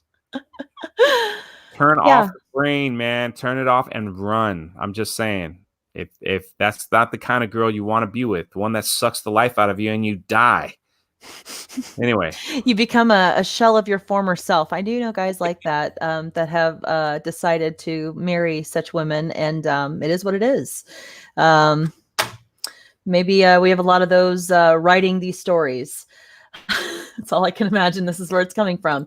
There is a moment where Chewie mourns Leia. Oh, see, that's kind of sad because really, that's the only thing I feel like that is somewhat organic, from all of this. That's that would be a moment that makes me sad. Implied Finn is force sensitive. Here we go. Now, I know when we were talking about a new Skywalker, someone that could be a new Skywalker, a lot of people were thinking Finn, and now we've got that it is implied that he is force sensitive. Now, what do you think about that? What is the force in this movie anyway? I mean, right? It's become a muddled down version of what it was. That's for sure. Right now, we're like handing drinks through the force. Yeah. I was gonna say it's a way we can we can do favor for each other. They're like, hey Jake, can cart you something? Yeah, 1 second. Yeah. All right, here you go. There you go. We're good to go. Oh, nice. And if I need to float, I don't have to walk anymore. Basically, I can learn to float away. I float around. So that's kind of cool, I guess. And yeah. So what does even force sensitive mean? I guess you either got it or you don't. Well, Orville Redempiller says that the midichlorians would be I guess a midichlorian count would imply that you are force sensitive if we're getting down the nuts and bolts of things. But again, what's the point of the midichlorians then? Are they selective in some way? Are they just willy-nilly? It doesn't really matter. The way that Finn's story was introduced to us, I mean, we didn't get a ton of backstory, and so it could be the case. But again, it seems like another thing that's just straight out of left field. Man, Finn was my dude. And I like Finn. I think he was done dirty also. I thought a lot of minor characters. Yeah, I sat back after The Force Awakens and go, how cool that we get to finally see someone that probably has a little bit of the Force sensitive powers, but he never was able to understand it or use it. Now he's older, and he's he's not, he's a stormtrooper and he's been brainwashed. And for him to kind of like get a little bit of training of understanding of who he is and who he was, I thought that would be an awesome addition to this story, Mm-hmm. and it wasn't, and you're just kind of like, well, that's a cool start, but I'm gonna take his character and have him pair him with another dude that doesn't have an arc anymore either. Oh, bad. Because they want to queer bait, which is kind of what they were doing, putting them together in promotional marketing tours all over the place, not having a clear-cut answer as to where their characters are going forward in the series, but keeping those two together in form of pictures at all times. It was clear queer baiting, and it was awful. And it's unfortunate just to be done dirty again. The minority characters of this show, of this movie, over and over again, we've seen this treatment. Rose Tico again. I'll just say this. I put a picture of what she looked like last night in the premiere in our group chat, our Geeks and Gamers chat. And one Geeks and Gamers member goes, "Who is that?" And I said, exactly. She looks nothing like what they did to her. And I feel like if they had kept just one little tiny bit of her beauty in that character, not only would have been more believable, for the storyline with her and Finn, but it would also, I think, it just would put Rey in a better light for me too, because I feel like by dulling her down, which is what they did, they promote Rey to be this perfect creature amongst dull creatures, essentially, when it comes to the other women in the story. And it's unfortunate. It just, again, no relatability. And here I am. I'm a female. I'm saying I wanted her prettier. I don't understand. Gorgeous. Oh my gosh, she's so beautiful. And trust me, as someone who knows beauty, and they made her look like she put a potato sack on and they goofed up her hair. for it's ridiculous. Yeah. Hey, let's make you ugly for this film. Hold on 1 second. Let me do this real fast. Okay. Yeah, and we've got Ace Tech HD saying, Geeky Candi, Snoke says there's been an awakening before Rey even appears. This was in The Force Awakens. He was referring to Finn. At that time, I did not catch that. So I'm glad that you mentioned that, because that right by my head. Again, I only saw The Force Awakens like twice. Yeah. So that's a great statement, but that also was a theory. So okay. Great statement, but it was a theory. Hey man, I'm with you on that statement though, but I think it would have been cool. Yeah. So going back to, let's see if I can pull this back up here. Okay. Carrie and Billy share a scene together where they talk about resistance related stuff. Now I kind of like that. That's Billy, of course, is her daughter in real life. And that's a nice thing for maybe them to do just for her, just to do for her and for Carrie, I would assume. And then basically the writer sort of wraps this up saying, all right, sorry, but I'm very tired. I've been up for hours compiling this and it's 6 a.m. So I am going to sleep. It seems that they've mostly stopped answering questions for now and are just talking about their opinions on the movie. If I notice any other major updates when I wake up, I'll add them to this list. So... oh God, that is that. So that is that when I posted my video, I was like, this is the one Reddit leak to rule them all, because I scoured and I scoured, but this covered a lot. And I don't know what I hated the most out of it, but I hated a lot of it for sure. I could barely read through it without gritting my teeth. It was sad, man. I mean, it's just they have people making Star Wars movies that don't know anything about Star Wars. Yeah. Like, you would think, you know how, I mean, like respecting other people's stuff is priority. So, you know, we even do it in the YouTube game. If I were to use a clip from your channel or something, I'm like, hey, sub to GeekyCandi here, whatever. It's like they didn't even do that. Like they didn't even do that. They're just like, well, those are older films. Like Kathleen Kennedy, I swear, she just went in there like, don't worry about those fans. We need to target the new ones. Because they're the ones that are going to be the fans for the next 20 years. The older ones will die out, so we need to target the new ones. But don't they realize that the older fans are the ones that take the younger fans? And if the older fans ain't got nothing to see, why am I taking the younger fans when I'll just take them to go see Frozen or, you know, whatever, Jumanji, which was hilarious, by the way. And then I don't get it, man. It's just, ridiculous.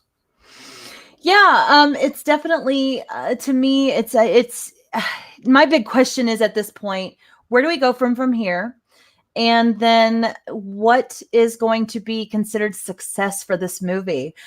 Some people are saying anything less than $1 billion is not successful. Some people are saying, I say if it makes less than The Last Jedi, it's a systematic failure. It's a failure from top. It has to make more than The Last Jedi to be successful.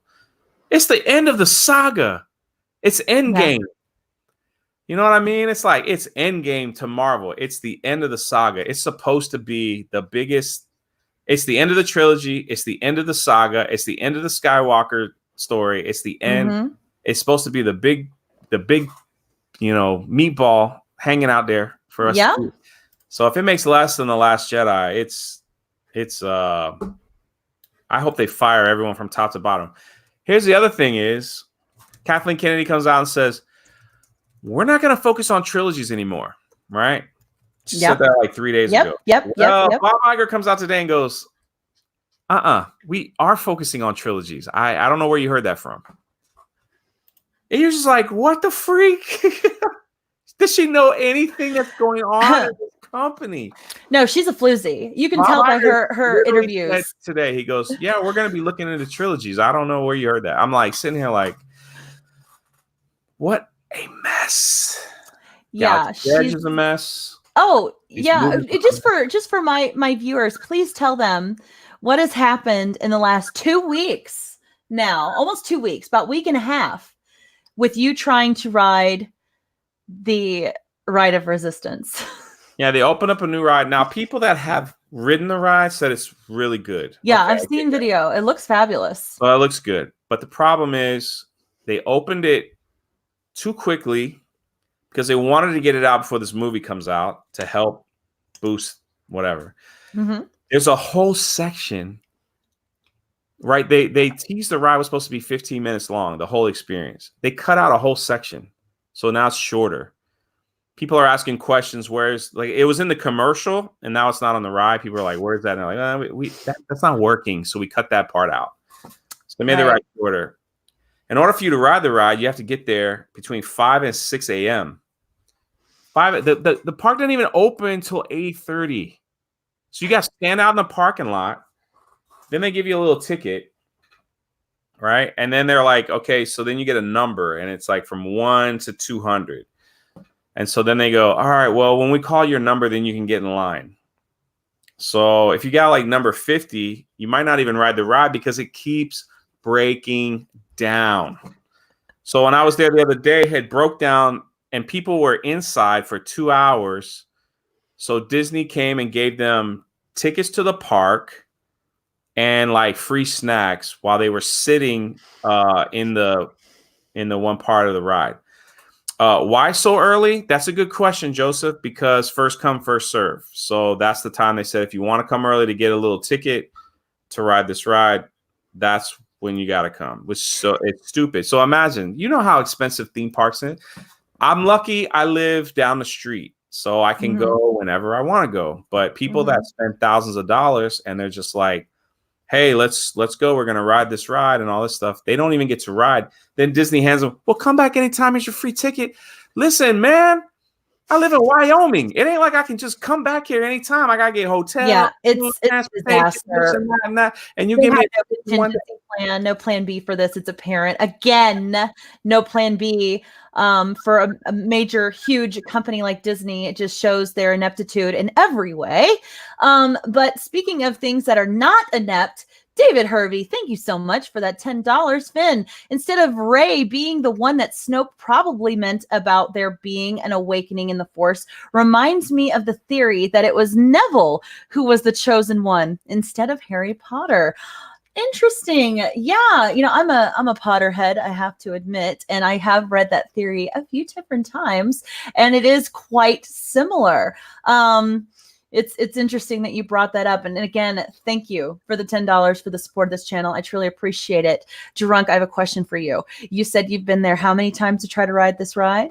5. How many hours would you say that you have spent? And I'm talking ride there, the ride back. Maybe 10 total. So you have taken 10 hours of your life with nothing to show for it. Yeah, that's pretty sad, ain't it? Okay. So here we are, Disney. I hope Disney feels this pain at some point. So today there was a fight in the line. It was all over. It was on Twitter. I wasn't there the day I wasn't there. Do you have a video? No, it was like the Disney Twitter Disney park thing where like, yeah, we took care of the incident that happened. And then like you search Twitter and the people that were there posting it. So apparently like the ride broke down. There was like another fight too recently, like a big bunch of people fighting like a brawl, like a family or something brawl. That was earlier this year. Okay. God, that was So the ride broke down. People got out. They recalled the line, and the people didn't get the proper notification to come back. Mm-hmm. So when they came back late, they wouldn't let them on the ride, and they just went ape crazy and just went nuts. And the other thing too is that bothers me is the Falcon ride, Smuggler's Run is there. Mm-hmm. And every time I walk past, there's like a time, it's a 65-minute wait. Okay. Yeah. 65-minute wait. So my family's in town. They're from Georgia. They've never been. Of course, they want to ride. They want to ride the ride. So I'm like, well, it's an hour, whatever. I'm with my family. Let's just go. Mm-hmm. We waited in line 15 minutes because we were clocking. And I'm like, what the freak? Like, we got on. I was like, and my brother's like, dang, this was quick. We didn't wait no hour. And it didn't even register. I was like, what do you mean wait an hour? He goes, we got out and it's 65 minutes on the wait time. And I'm going, are they not a conspiracy person? I'm just saying, it just looked like they upped the numbers because there was no way we waited over an hour to get on that ride. It was really quick. And it's just like, if it's true, it's just like, this is just these people, what are they doing? You are handed the most precious, amazing franchise in history. And it's such it's hard to mess up Star Wars. Really, but they did it, and mess up Star Wars, and they royally did it. Yes, and from a business standpoint, it doesn't make sense to me. And this is the simplicity of Star Wars, is that the originals were meant for nearly everybody. Everybody in terms of age could see it. Yeah, it wasn't like too much for even like 5-year-olds and stuff. It was done in a way where the villains were villainy and the protagonists were great with it being believable and relatable, and it was beautiful, and it was wrapped up in a perfect little box that just was easy for everybody to understand. And now we have this weird hybrid kind of thing where a lot of the younger children can't even access it because it's not meant for them. And the older people like us have no desire because it doesn't remind us of anything that we know Star Wars to be. So the capture point for Disney with this new Star Wars seems to be such a smaller window than what it once was. And it's limiting themselves really bad. She, in an interview, Kennedy said they have a group of people sitting around a desk, and she goes, it's very difficult. They make all the decisions for that. And he goes, she's like, it gets intense with Pablo Hidalgo and others, like, and Jon Favreau, like, all of them are like sitting around this table making decisions for Star Wars. And I'm like, in some way, I understand, like, I understand that in some aspects, but if you've ever run a company or a school, at the end of the day, there's still a principal that will make the decisions, and you kind of do, and then you can have conversations. At the end of the day, there's this, there's that. I mean, she just sounds like she's not in charge, and she's just letting the asylum, like the inmates run the asylum. It's just, it's awful. Well, and she did say in a recent interview that her direction for Star Wars is going to be fun and different. So if Can I ask this weird question? Somebody brought this up in my chat. Yeah. It's just a weird question. Kathleen Kennedy she's got brown hair, brown eyes, white woman, right? Yeah. All the stars of everything Star Wars were all like white women with brown hair and brown eyes. She better not touch Mara Jade. Just saying. Rogue One. One that brown hair and brown eyes. Battlefront 2. Yeah. Star that show. I mean, I think that girl was Alex, what's her name? Aiden, something Ida. I can't remember. I played the game, but I can't remember her name. She's from Persia, but still, it's like a woman with brown hair, brown eyes. Starring in everything that Kathleen Kennedy had to do with Star Wars. Interesting. Just saying, it's kind of interesting. Yeah. No blonde hairs. I don't see no blonde star. No. Well, I mean, we had a pink-haired lady. Not the star of the show, though. No, not the star. Of course not. It's weird. Yeah, it is weird. I don't think you're gonna. I feel like the idea of seeing, we have a lot of blondes in real life, but I feel like they're starting to fade away a little bit on screen. A little bit. The representation for blondes is going the way of the ginger, I feel like. So yeah, Iden Urso. That's right, Chef Carolyn. Thank you. Realist Chef, you got it too. Thank you so much. Yeah. Kennedy is clearly part Irish or part Irish. Yes, she does fit that part very well. She looks like that to me. Felicity Jones has green eyes, they said. So there you go, green eyes. But do we even see them? Do we get a good view of Felicity? Somebody mentioned that, and I sat there going, "It's an interesting take." Yeah, and we got Luke was blonde, but we're not talking about. No, I'm talking about when Kennedy took over. Yeah, when Kennedy took over Lucasfilm, it seemed to be she had a picture in her head who she wanted the centerpiece to be, and they were just women with brown hair and brown eyes. Like, I know that's reaching. Someone brought that up, and I was like, "That's interesting." Wasn't my idea. I wonder, they all have ideas in their heads when they're doing their casting. And, I'm sure that there might be some subconscious reasons why perhaps, or truly they could be intentional. You never know. But, they certainly do hire based on race. So hair color can't be that far off of a trait that they consider important as well. At least I wouldn't think so. So what are your plans, Jay, for the Rise of Skywalker? What do you intend to do with it? Are you going to be seeing it soon? I have tickets Thursday. Early. Actually, I don't have tickets. I'm sorry. But I'm supposed to tell you I have tickets. I have a family member that runs the theater in the ghetto over here.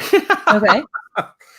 So he's just like, man, come hang out in the hood with the rest of your family. I'm like, all right, we coming. So I'm gonna go. Nice. He's gonna let me go see it.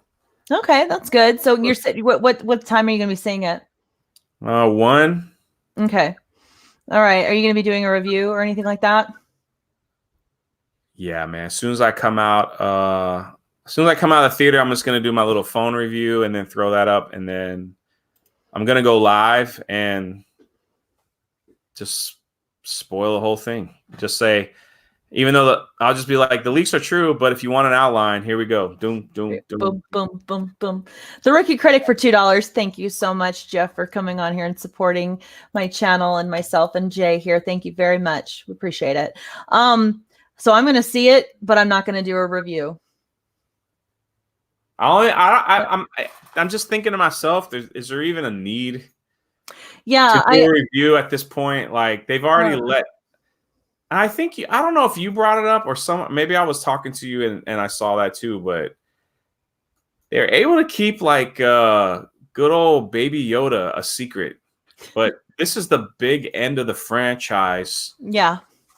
No secrets were kept. I'm gonna watch Cats on Friday. Someone asked me watching Cats. There you go. And me and Abu Nak will do a review on my channel. There you go. Friday. Yeah. There's gonna be, my reasoning for not doing it is there's gonna be plenty of very well qualified people putting their reviews out, and not only am I gonna be traveling, that just happened to be the case, but I also really don't think I'm gonna be saying much different from my takes on other people's live streams that I'm already scheduled to do. And I don't want to beat a dead space horse, to death or whatever you call it. I don't want to do that. So, my takes are going to be out there, but, I'm just not going to have something specific on my channel because I don't need the clicks for that. I could care less about the Rise of Skywalker at that point. Once I found out about this is my reaction. All of my anger and passion is in this right now, and I'm going to be numb when I see it. So I know that it's just not going to be there for me to film anyway. There's nothing special that's going to be there. So. Are you frozen drunk? No, I'm just thinking like. Oh, okay. I was like. How bad. Yeah, I'm like, do I even need to do a review? It's just like. R. Warren Harris, $2. I am seeing Cats. And then break the box office. Yes. Now that is nightmare fuel if I've ever seen it. My reaction, drunk. I believe you had a reaction to it as well, correct? I wish Jumanji hadn't have moved weekends. Yeah. I wish they would have stayed in competition because Jumanji is actually a really good film. I would have loved to have seen them go head to head with Star Wars. I mean, I think Frozen could have taken Star Wars, but they're both owned by Disney, so they would never. Yeah. That makes sense. And to be honest, I mean, Frozen, the marketing towards true children versus, I feel like anybody feeling like bringing in a 5-year-old or a 6-year-old to this movie is going to be, it's just not it's not a thing to do. Don't do it. It's not worth it. If you don't have a babysitter, don't bring them. It just seems like this movie is just, I don't think there's anything at it that children are going to get. And I'm just it confuses me as to where Disney's head is in terms of marketing this. They say it's just for all these different people, but when you break it down to age groups, it's so limited. It's so limited. And I think that that's something that's an underreported story here, really, when it comes to the general lack of success. And it's not just for this one. It's for the almost the entire trilogy with the tone and tenor of the entire trilogy that Disney's had for the last 3. They just narrowed them. So I'm just glad that we got the Swedish review, the movie, the rating that they came out with that really defined that clearly. They're unbiased when it comes to their connection with Disney, and they said straight up, this is not meant for anyone under 11, and that's a big audience there that Disney is losing by doing that way. I don't get it. I mean, if they're going to make it like, what is that Disney channel that's like it's like a channel where they only have like the teeny bopper kind of stuff, that they've got like the after school specials and things like that, the Twilighters kind of thing. I feel like that's the marketed audience for this. I don't want it's so little. Yeah, I don't want this point. The way they marketed this thing and they dropped like a new scene every other day, they should have just thrown it. They should have just they should have just put it on Disney Plus and done a pay-per-view. Thank you. That's all I had to do. They should have just put it on Disney Plus and say, "Hey, you want to watch Rise of Skywalker? It's $35." Mm-hmm. Just much. done it that way. I mean, that's just it's ridiculous. I agree. Just so everybody knows in the chat, we've got someone planning to hop on here soon. It looks like Jeremy said that he is interested in popping in a little bit and chatting about these leaks as well. So Guy follows me around. It's embarrassing. Okay. Jay, do you plan to hang on with me a little bit as well? What? Are you planning to hang on with me a little bit as well? We're going to kind of just transition a little bit and talk about. I have nothing else to do. We can just vent together. So what I like to do just for a little bit is just kind of check up on the chat and see where we are with some of the things. I've been told that I've got some trolls in here. So you do? I guess. I don't know. Oh, I know I have a couple really dedicated ones, because the moment, it's not when I post a YouTube video, it's when so they're not subbed to me, but it's when I post the tweet of the video, immediately I get a downvote, and sometimes it's my very first vote that I get in a video. Me too. I get two. So but it's funny, I just like starting out my videos with a 0% likability. Yeah, I get 2 downvotes immediately. It's like whatever. Yeah, it's pretty nice. We have got somebody else that just joined us from Geeks and Gamers. We've got Mr. Lethal Lightning straight from Down Under. How are you today? Good morning. How are you? Good morning. What time is it over there? Afternoon. It is 8:06 in the morning. I woke up a little bit early, so I got a bit of free time, and it's the last day of work. Nice. What's that mean? The last day of work? I get paid to get drunk. Oh, well, there you go. Sounds like fun. Yeah, sounds like a good time. It's gonna be great. So, are you going to be seeing Rise of Skywalker? No. No, he's not. No. Nice. I made up my mind last year. I love that. Okay. And so, what were your thoughts about the leaks that you have seen over the course of the last 10, 12 hours or so? I'm just enjoying the memes, really. There's like daft dialysis and stuff like that. It's pretty funny. I love the Mary Poppins, but I need to pull up that actually while you guys just kind of chat for a little bit. But there's some pretty good ones I think I'm going to try to find. Man, you're right. The ones coming out today, especially with Palpatine, it's pretty crazy. Yeah.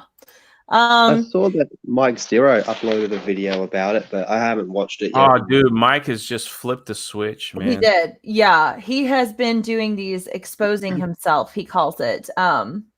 Literally, he says he exposes himself. Only Mike Zero can expose Mike Zero. Yeah. And he basically is Fandom Menace without wanting to say that he I is. don't even know he's like a celebrity among us, but he just stays in his hole. Yeah. Oh, he is a god. It's crazy. I have mad respect for his content game, though, in terms of like the amount that he pushes on the daily with those thumbnails and You stuff. got someone in the back room that apparently wants to come on. Oh, I do. Oh, hi there. All right, let's do this. You're welcome. You're Thank welcome. you. Yeah, You're thank welcome. you. Hey there. What the hell is Drunk wearing? What are you talking about, man? What is that? Style? It's not style. Those are Barbie doll sunglasses, my friend. It's why when she told me she was live, she had 130 viewers. I come, she got 118 because you're wearing those fucking glasses. These were a gift sent to me by one of my subscribers. They're C3PO sunglasses. I like that they're mirrored. That's pretty cool. So everyone can see their reflection when you're looking at them. Give me just a minute and I'll be here. I just wanted to go ahead and hop on. Give me just a minute. I'll get situated and we can talk. Yeah, thank you. We're just talking. We just went through the huge bunch of leaks from the attendee at the premiere last night. Now we're just talking Mike Zero. Respect that butt. Change your title to Rise of Skywalker leaks. Okay. Or yeah, for this one or for which one? Yeah, for this one. Just go ahead and change it. Say the Rise of Skywalker leaks are true. Okay. And that'll help the algorithm. And I just got a text from someone that is literally someone I know in real life that saw it, and their exact text were, "Every single leak is true. The movie is trash." So literally now it has been like firsthand confirmed. Now it is absolutely true. Yeah, every single leak is true. He put that on Twitter too. So okay, I didn't know if he was willing to say that publicly. So yeah, he put it on Twitter. He put it. Okay, it was Odin. He was laughing. Okay, I didn't know if he wanted to say anything publicly or not. I also heard from someone else that I can't name that saw it, and yeah. It's bad. So give me just a minute and I'll be right back. Yeah. All right. Looking forward to it. We got R Far with a New Zealand $3.49. Hashtag Doomcock was right. Hashtag Doomcock vindicated. And as a Doomcock darling, I can honestly say I am very thankful for that. So yes, I am a legionnaire of Doomcocks. Very proud to be, and never a doubt in my head. Are you gonna change the title or? I did. Well, that was amazing. What? I didn't even realize you did that. I'm like trying to see, and yes, you did. Look at that. So I did, but I don't know if the metadata is changed. I like it might be on the surface, but I don't know if when the searches are done for stuff, I don't know how. Gary told me that sometimes if you don't get it right the first time to do your title, just redo the entire video with the right title because it doesn't change the metadata. So I don't know much more than beyond what I've been told. So hopefully it'll help. Maybe it won't. I don't know, but I'm glad to do whatever Jeremy tells me to do because I trust his judgment. All right. Have you ever been outside of Australia? Nah, mate. Never left the country. Not yet. Nah. So I'm stuck here in this. Eventually. What is it today? Today is 44 degrees Celsius. So it's what is that? Stinker. What the heck is 44 degrees Celsius? We don't know that. We're Americans. We don't like that stuff. It's a nice day, right? No, it's hot. It's really, really hot. Yeah. It's really hot? Yeah. You're on your laptop, aren't you? Or computer? Can you do a I like warm weather, though. I like warm weather. It's like 100 degrees. Oh, it's more than that. No way. Yeah, it's hot. It's 111 degrees? Yeah. Yeah. It's Australia. The surface of the sun. It's Australia. They have crocodiles. It's got to be hot. No, thank you. No, I like it. I like a good 70 to 80. The man turns up the temperature. Any room he walks into is hot. That is true. That is true. Nice. I can't 1 even look o'clock at in him in the the morning, it eyes was still without the burning. back of my head burning with lust and fire. That's just how it is. Yeah. Gotta be careful. So I think the movie's actually out here today. Comes out today here or tonight, I think. oh yeah. I think it's Oh, funny yeah. they release this film all over the world and America's last. Time zones, dude. Time zones. This for me. But It's it was never like that Wednesday. though. Like the other ones, they made sure America got like a couple days in. Yeah. Yeah. Yeah, I think it's funny too. Wasn't Japan supposed to have like this premiere release date that was yesterday or the day before, and then they somehow, some reason, pushed it back because they probably didn't want a whole lot of other people to be putting out reviews like this out there about it before the release in the United States and elsewhere. So it's kind of interesting how that happened. When's the embargo come off? It did. It already did. Are you talking about the social media one? Oh, like the reviews for like the scores and whatnot. So that ended about 3 a.m. this morning Pacific time.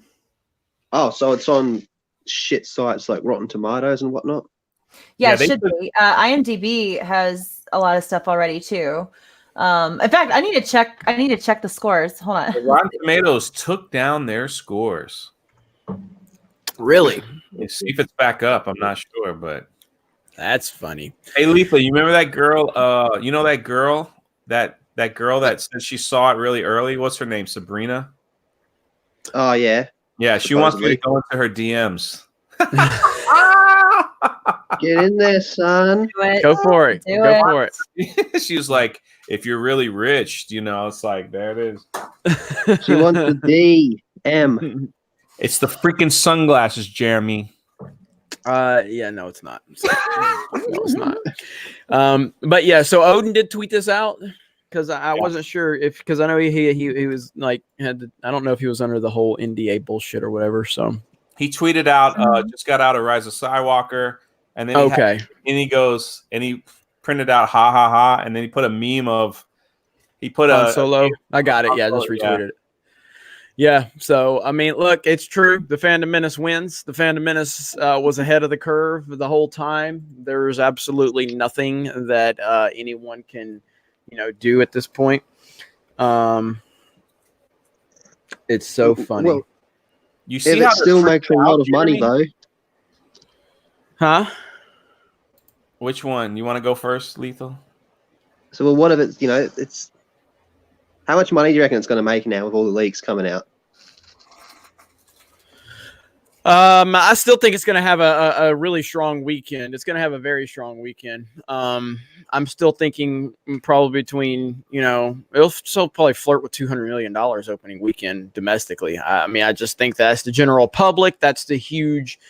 I mean, whenever you have things that have this much social media traction, whether it's positive or negative, it's still going to boost the interest level. You know what I mean? Yep. So it's still going to have a huge opening weekend. I don't think the opening weekend is the question. I think it's the second, third, and fourth weekend. That's where it's really going to find out. That's where The Last Jedi lost all of its momentum. It had a huge opening weekend.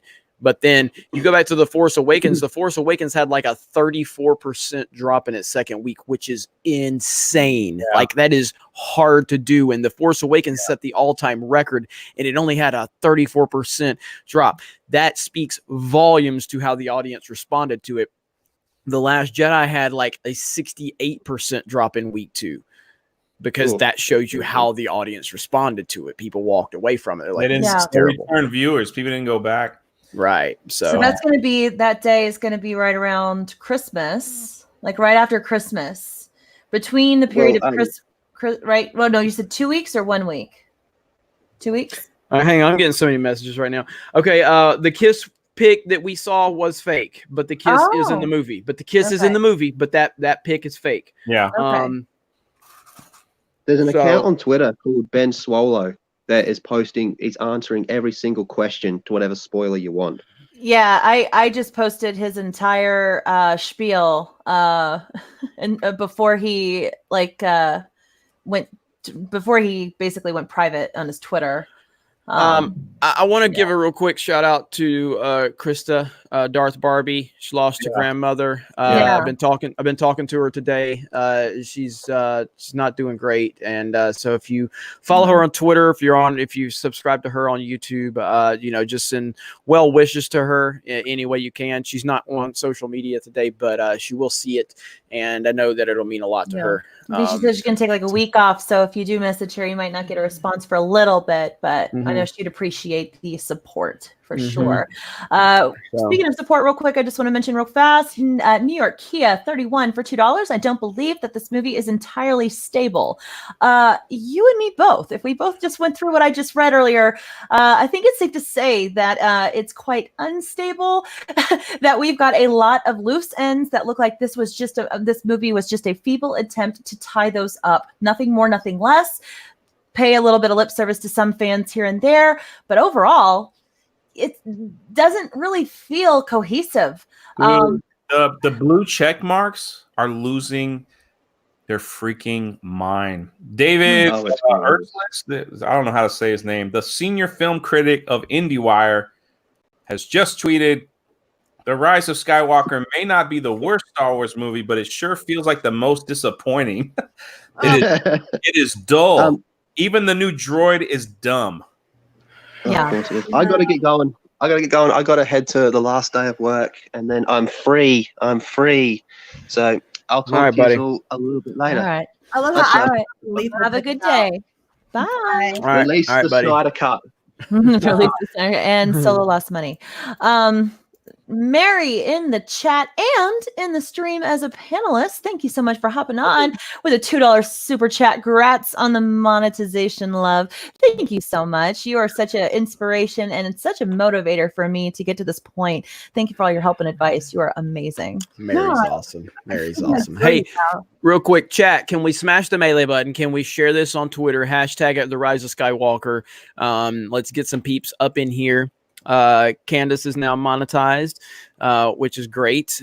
We've got Drunk 3PO in his Elton John sunglasses, which I'm a huge Elton John fan, but you can't pull it off like Elton does. I'm sorry. As handsome as you are, you're not Elton John, brother. I'm sorry.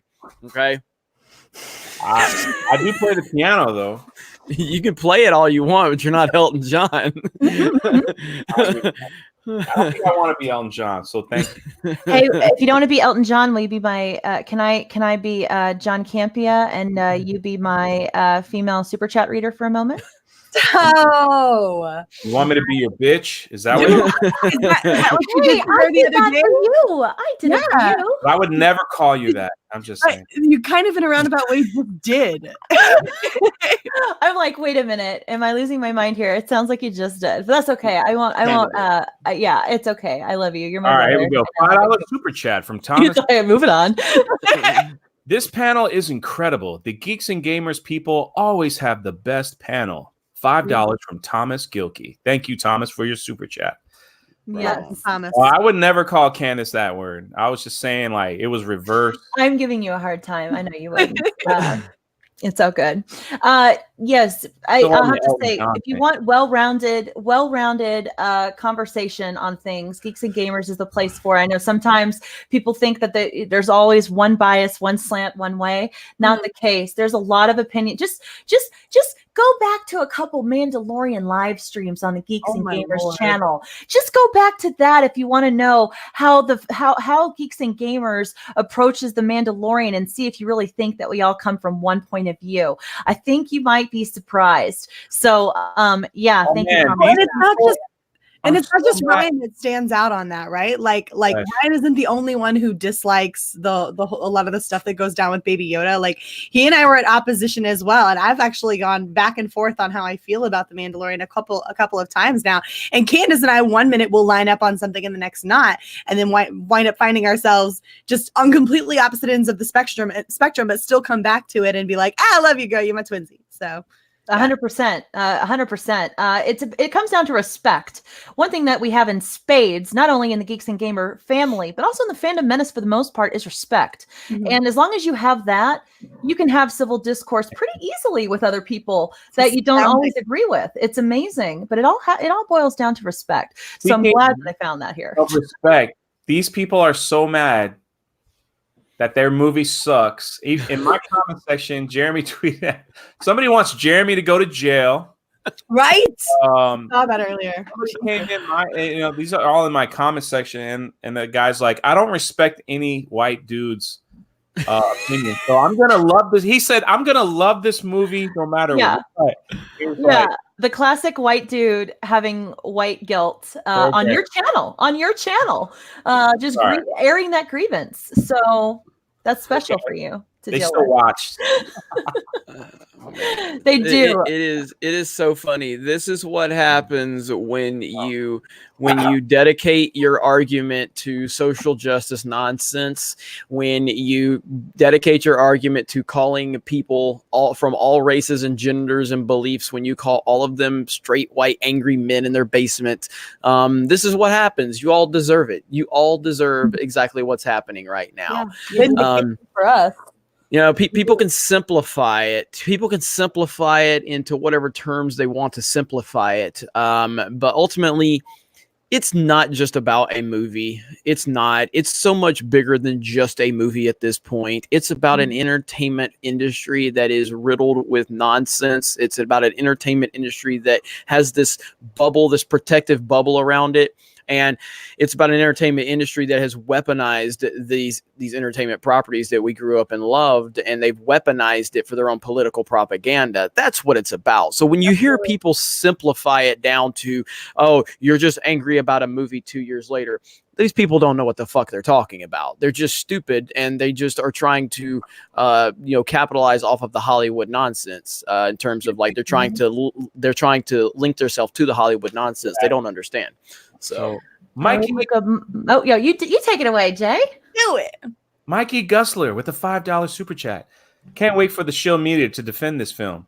Blame the fans for the franchise where it is, and shill saying the Rise of Skywalker ruined Ryan's The Last Jedi vision. Oh, they're already saying that. There's an article came out today They are. that says, "Wow, they really went after Rian Johnson here." I'm like, well, and Scott Mendelsohn last night was. Thank you for the super chat. Even though Scott acknowledged that it's a bad movie, he's still blaming the fans for it.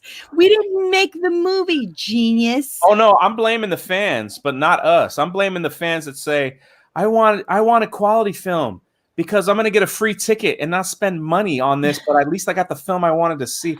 So yeah those type of fake fans, they're responsible for all that. Yeah, pretty much. Will Gentry, real quick, I want to gotta say though, Jeremy has built a really great team at Geeks and Gamers this year. There isn't a single member of the team that I don't think is fantastic. Kudos to Jeremy for making the right picks.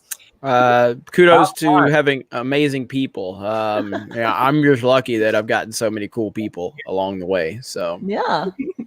Alex McCarthy with $2. Smash that melee button, y'all. Great panel we have. Thank you so much, Alex, again, for all of your support today and days past. I really appreciate it for my channel.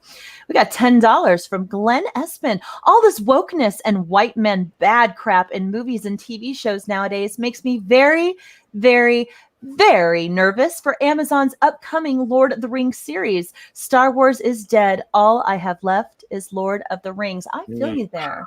I'm a little nervous too, but if The Expanse is any indication of Amazon's ability to take something great and possibly make it greater, hopefully that is what we're going to get with Lord of the Rings. Now, I can't be held to that, but I have optimism because of what I've seen recently this week with Expanse.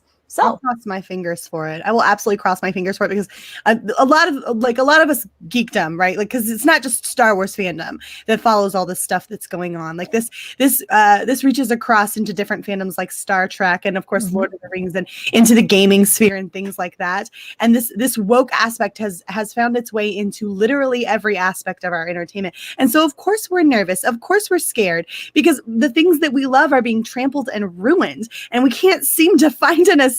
We can't seem to find one place to go without having it absolutely destroyed. And so yes, the nervousness is running amok within geekdom and pop culture. So I totally get the nervous feeling there. I really do. Yep. And I'm glad that you actually brought Lord of the Rings into the conversation, because we're now about to enter the post Rise of Skywalker world. And when it comes to sci-fi geekdom, what do we have to look forward to next before the next big, huge thing with Star Wars? Well, Lord of the Rings is in the pipeline. We've got a few other things as well. I know we got The Witcher coming up real soon, but it's just nice to kind of have that thought in the back of my head of something that could be decent to come. So thank you for that silver lining. I appreciate it, Mike. Let's see here. We've got CS for $5. I can't believe John Campea said this film sucks. Mission accomplished, peeps. Hell yeah.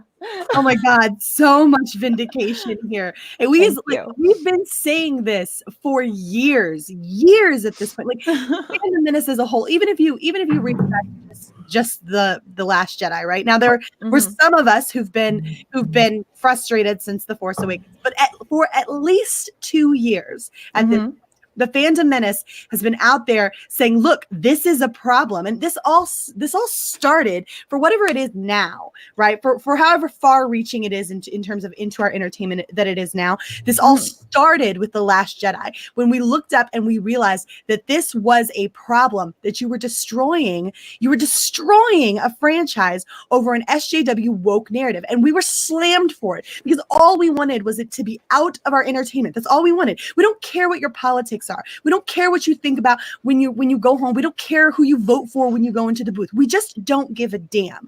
All we wanted was for it to leave our movies alone. And so for 2 years, we have been saying this, that this is going to destroy this stuff. And here we are. And now it's undeniable. Now even people like John Campea are sitting there going, yeah, this is a train wreck. This is an absolute train wreck. But look, you did this. You did this. Yeah. Sitting there slamming people for having opinions about a movie, and you were pushing your SJW woke nonsense. You did this. You put us here. We are now in a position where Star Wars is destroyed, and you have no one to thank but yourself. I think they were in an era of denial for quite a while. It was the finger pointing at us initially, and then it was the finger pointing at each other. And now eventually, I think once the dust settles down, they're going to have to take a real hard look at themselves when they're moving forward with where to take Star Wars next. And I think they've already started to do that with Kathleen Kennedy coming out about the idea of removing the idea of trilogies moving forward. So it's going to be interesting to see where they go with that. Real quick, I just want to touch on this. We have, let's see here. Was it who said that? Man, the chat just jumped on me. Happens all the time. Golly. Okay. Somebody said drunk's asleep again. I like this. So some turd just sent a huge super chat, and it's not just some turd, it's my favorite turd. Jeremy from Geeks and Gamers just hit me up with a $100 Benjamin. Thank you so much. Let me see if I can go find that one again. I like to transition. I apologize. Geeks and Gamers, $100. Congratulations on monetization. You deserve it. Thank you so much. I'm just from now on, you have to call him your favorite turd. I always try to. I'm sorry. I just can't help myself. You know how I feel about you, Jeremy. I appreciate everything you do. That was gorgeous. I'm lolling so hard over here. Okay, good. Yeah. Oh, earlier, Candace is like, it's obviously Rey has the pussy power. I'm like, I got that from Mecca last night. I'm not even gonna lie. Mecca said that last night in the chat, or she said that last night on the panel, and I was like, "That is beautiful, Mecca. I'm stealing it. I'm stealing it, and I stole it." Yeah, pretty much.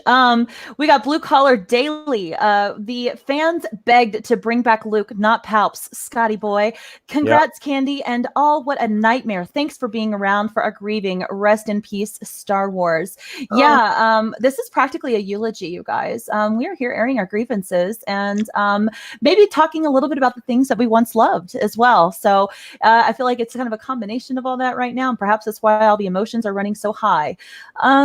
Yeah, so I appreciate that. Thank you for the support with the channel. $5, Final Death Star. You're monetized. Excited for episode 10? It seems KK has said they aren't necessarily finished with the Skywalkers. More to ruin they still have. Or wait, more to ruin they still have. Yes, I agree. I have no idea what they're going to do with Skywalkers. In fact, what? I'm sorry? I say she can't be serious. Yeah, death is no longer a finite thing. Pits do not kill people, apparently. And in fact, if pits are any kind of indication, it's probably someone that will come back. We've got Darth Maul sliced in half, fell into a pit, came back via Just remember, Kathleen Kennedy came out and says, we're not going to do trilogies anymore. And Bob Iger comes out today saying, I don't know what you said. We are doing trilogies. I don't know where you heard that from. Like she has no idea. She has no idea what she's talking about because they just announced a trilogy that's supposed to be coming out in 2022. This woman's head is so far up her ass that she hasn't seen the light of day in years. I have no idea how why did they let her out? Why did they let her out of the closet? It's so confusing. Got some dirt on somebody. Jeremy, were you going to say something? Sorry. No, I was just agreeing. I mean, she's just an idiot, and I can't wait. I'm going to make a video on that. The fact that she just continues to prove all of us right by every day. This is why they kept her quiet for so long. They're like, look, just keep her away from the fucking camera. She doesn't know what she's talking about. She's stupid. And well, for a long time, I thought it was because she was scared, but no, it's just because she's half retarded. I'm just saying. Yeah. Well, and I think it goes up a lot further than just her. You know, one of the things I think that's an underreported story here for intentional purposes is that, and I mentioned this a little bit earlier in the stream, is that the calculation errors when it comes to marketing for Disney was so off with this.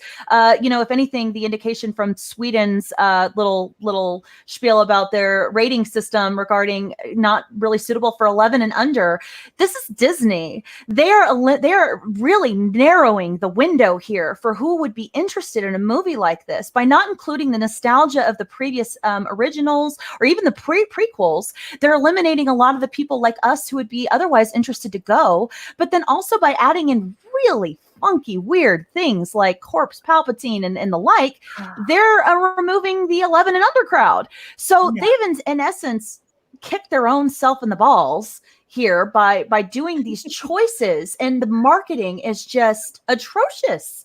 And so I feel like that's just something that no one's really saying, but it's really evident, and I think in the amount of people that are interested in this.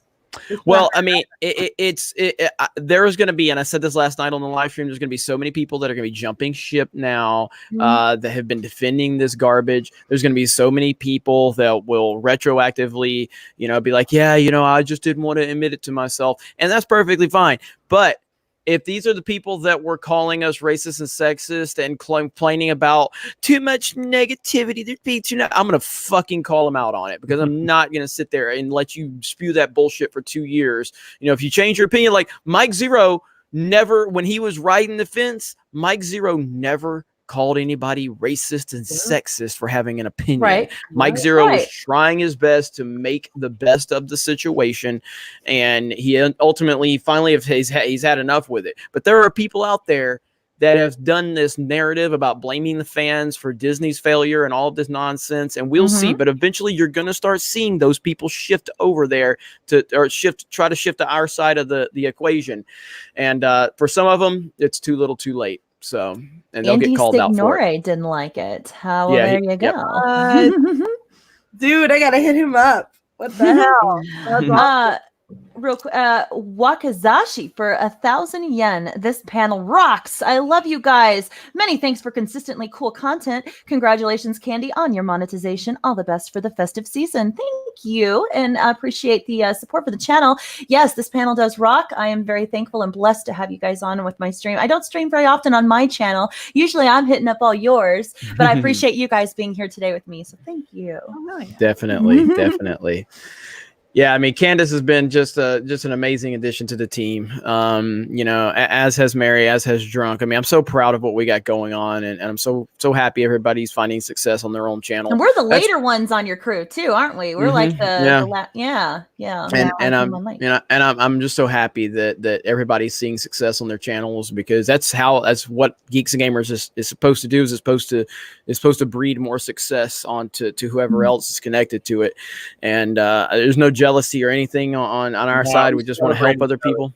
Yeah, there's enough YouTube for everybody to have a piece of the pie. Jeremy, that's a damn lie, because I'm insanely jealous of how incredibly sexy Drunk 3PO is.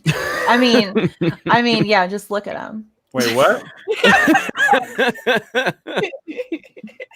Exactly. My swarm levels are off the chart right now. There you go. You guys are all gonna pass me subscribers like next month. So, and you know what? I will be the first one in line cheering you on because that's what we do with this family. This family is amazing. I text Jeremy every day. I'm like, I know you don't like to hear this. He's just like, F you. Go do something. Yeah. I keep saying, I know I'm a broken record, but all the time. I'm like, bro, I just having a moment. I just want to say thank you. Life, and I think that's why we keep saying it over and over again because it's how we wish our life outside of YouTube was sometimes. And YouTube can be a really weird place. It can be a really negative place, but I feel like we have fallen into such a positive, uplifting community. Thank God for that. It's just so nice. It's so nice to see. So yeah, it's a really nice place. It's a silver lining to all of this shitstorm. When me and Candace met for the first time, like it was like we were family. We hung out. Yeah. She was picking her nose and burping and farting like I was like some weird. Yeah, and I didn't mind your bad breath. I had gum to handle it, so we were good. Just kidding. It wasn't bad breath. If I have a piece of gum, okay, so here's the real story. Here's the juice, you guys. If I have gum for myself, I am the kind of person who offers it to anyone around me too. So he just happened to be next to me. I did not think his breath was bad. Honestly, I didn't even notice his breath. So we're good on that. We can quash that. Okay. Okay. Offering a piece of gum is like the most standard extension of friendship possible, right? Like, isn't it though? What about leaving your phone? What is that called? Okay. We all know what that was. Y'all. CS for $5. A lot of reactions were saying the plot was convoluted and there was too much exposition. That was my exact reaction when I saw the leaks. Yeah, the premier attendee guy, Ben Swallow, his like narration of everything certainly speaks to that. I think, again, it just feels like a lot of loose ends attempting to be tied up. No really good connecting tissue. It just is what it is, and it either sticks the landing or it doesn't. And I think each person is just going to decide for themselves depending on what kind of a fan you are.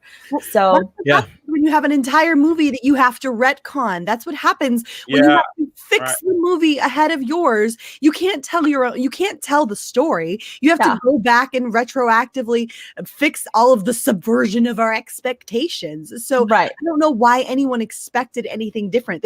In order for them to appease people, they were really caught between a rock and a hard place. And this is where they get just a little bit of sympathy from me. Just a little bit of sympathy from me. Not much, because they did this to themselves. But the sympathy factor comes in where they had no way to please everyone. There was, or even please most people, because in order for them to make the Reylo fans happy, they got to stick in that cringe crap. In order for them to try to make the hardcore fans happy, they have to try to go back and fix the fact that The Last Jedi sucked and ruined so much stuff. So they can't focus on telling the story. What they should have done, and I believe I've heard you say this before as well, Jeremy, is they should have broken this into 2 parts. They should have made episode 9 or episode 9 and 10, or episode 9 part 1 and 2, or episode 9 and 10. They should have taken their time with this, but they didn't want to do that. They wanted to rush through this. They wanted to finish it. They wanted to move on to something else because it got a little too hard for them. Well, sweetheart, you took on Star Wars. You bought Star Wars. You should have known when you decided to spend $4 billion on an IP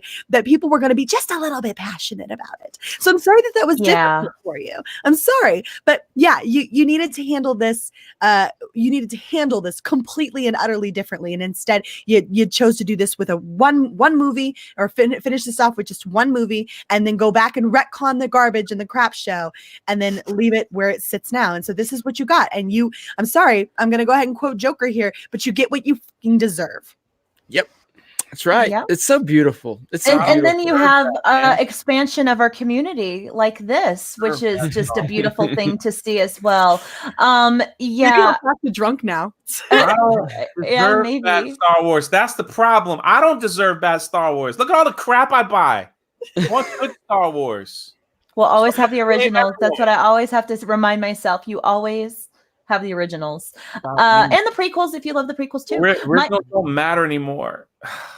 Yeah, they do. Yeah, they do. Disney. You know what I mean, though. You know. I know. Disney's trilogy is not canon. So no.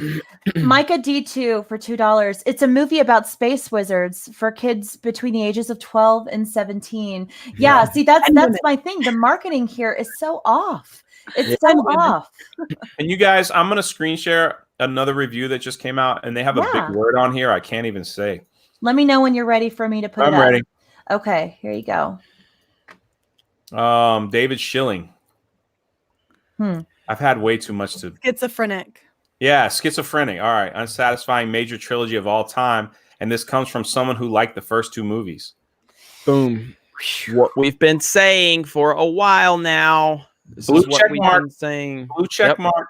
Mm-hmm. That's a good one to keep a hold of. That one, y'all need to screenshot that in case he takes that down, because all of these blue check marks are going to be getting some major pressure. Oh my gosh, sorry. We got he's got more. We got to put this up. Hold on. Okay, yeah. I'm ready. I just feel like screenshot the crap out of all these ones that you guys see, seriously, because I feel like they're not going to be up for a while. It says it's strained so hard to invent new characters, new situations, and new threats, and pretty much nothing gets paid off for the first two movies, except most obvious plot elements. I left the theater feeling completely numb to 70% of what happened. Wow. Whew. Jesus. Wow. JJ Abrams said yes to the impossible task, and he did the best he could, I think. Next time, maybe Lucasfilm should have a plan. Hello, shouting that from the rooftops.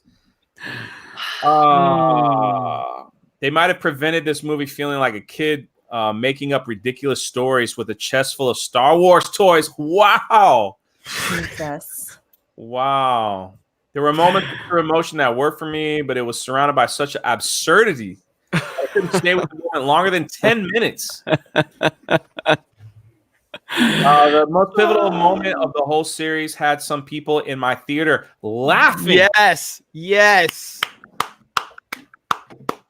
That's amazing. That right there just gives me hope that laughing. I cannot wait to see the user scores on this movie. I know there's going to be a lot of people that are going to like it, but I'm still going to be interested to see where it goes. This is not the worst Star Wars movie. Attack the Clones still gets that booby prize, but make no mistake, this is not a good movie. David Schilling, who loved The Last Jedi. Wow. The first comment, can we not use a serious mental disorder to describe a movie, to describe movies? I read that correct. I love it. I love watching this happen. I love it. What's up, Mark? We have got Mark. Everybody, how's it going? Mark, this is such a pleasure to have you. First time on my live stream. Wow, I am so nice thankful. to you, Mark. Dude, I love your shirt so much. Oh my god. Oh yeah, no, this is actually my rash guard. I'm going to jiu-jitsu after this. Oh, that's awesome. Very nice. It's a stretchy Captain America shirt. Yeah, so not only are you a badass when you play video games, but you are a badass in real life, basically. Do my best. I'm the one-legged man who fights the two-legged people. That's pretty awesome. Nice. Yeah. Well, thanks for joining us. And real quick, I just wanted to put up a chat that I just saw was really interesting. I thought you guys could touch on this. Chief Cook says, what is the story that George was not allowed at the premiere last night? I know some of you guys got some information on that. What did y'all find out? Was he not allowed or just didn't go?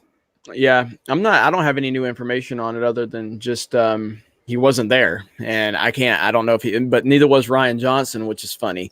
So the fact that Ryan Johnson wasn't there is actually a little more hilarious to me. I think then I might have a tweet from Doomcock concerning that exact thing. Let me see if I can find what that was. It was a few hours ago.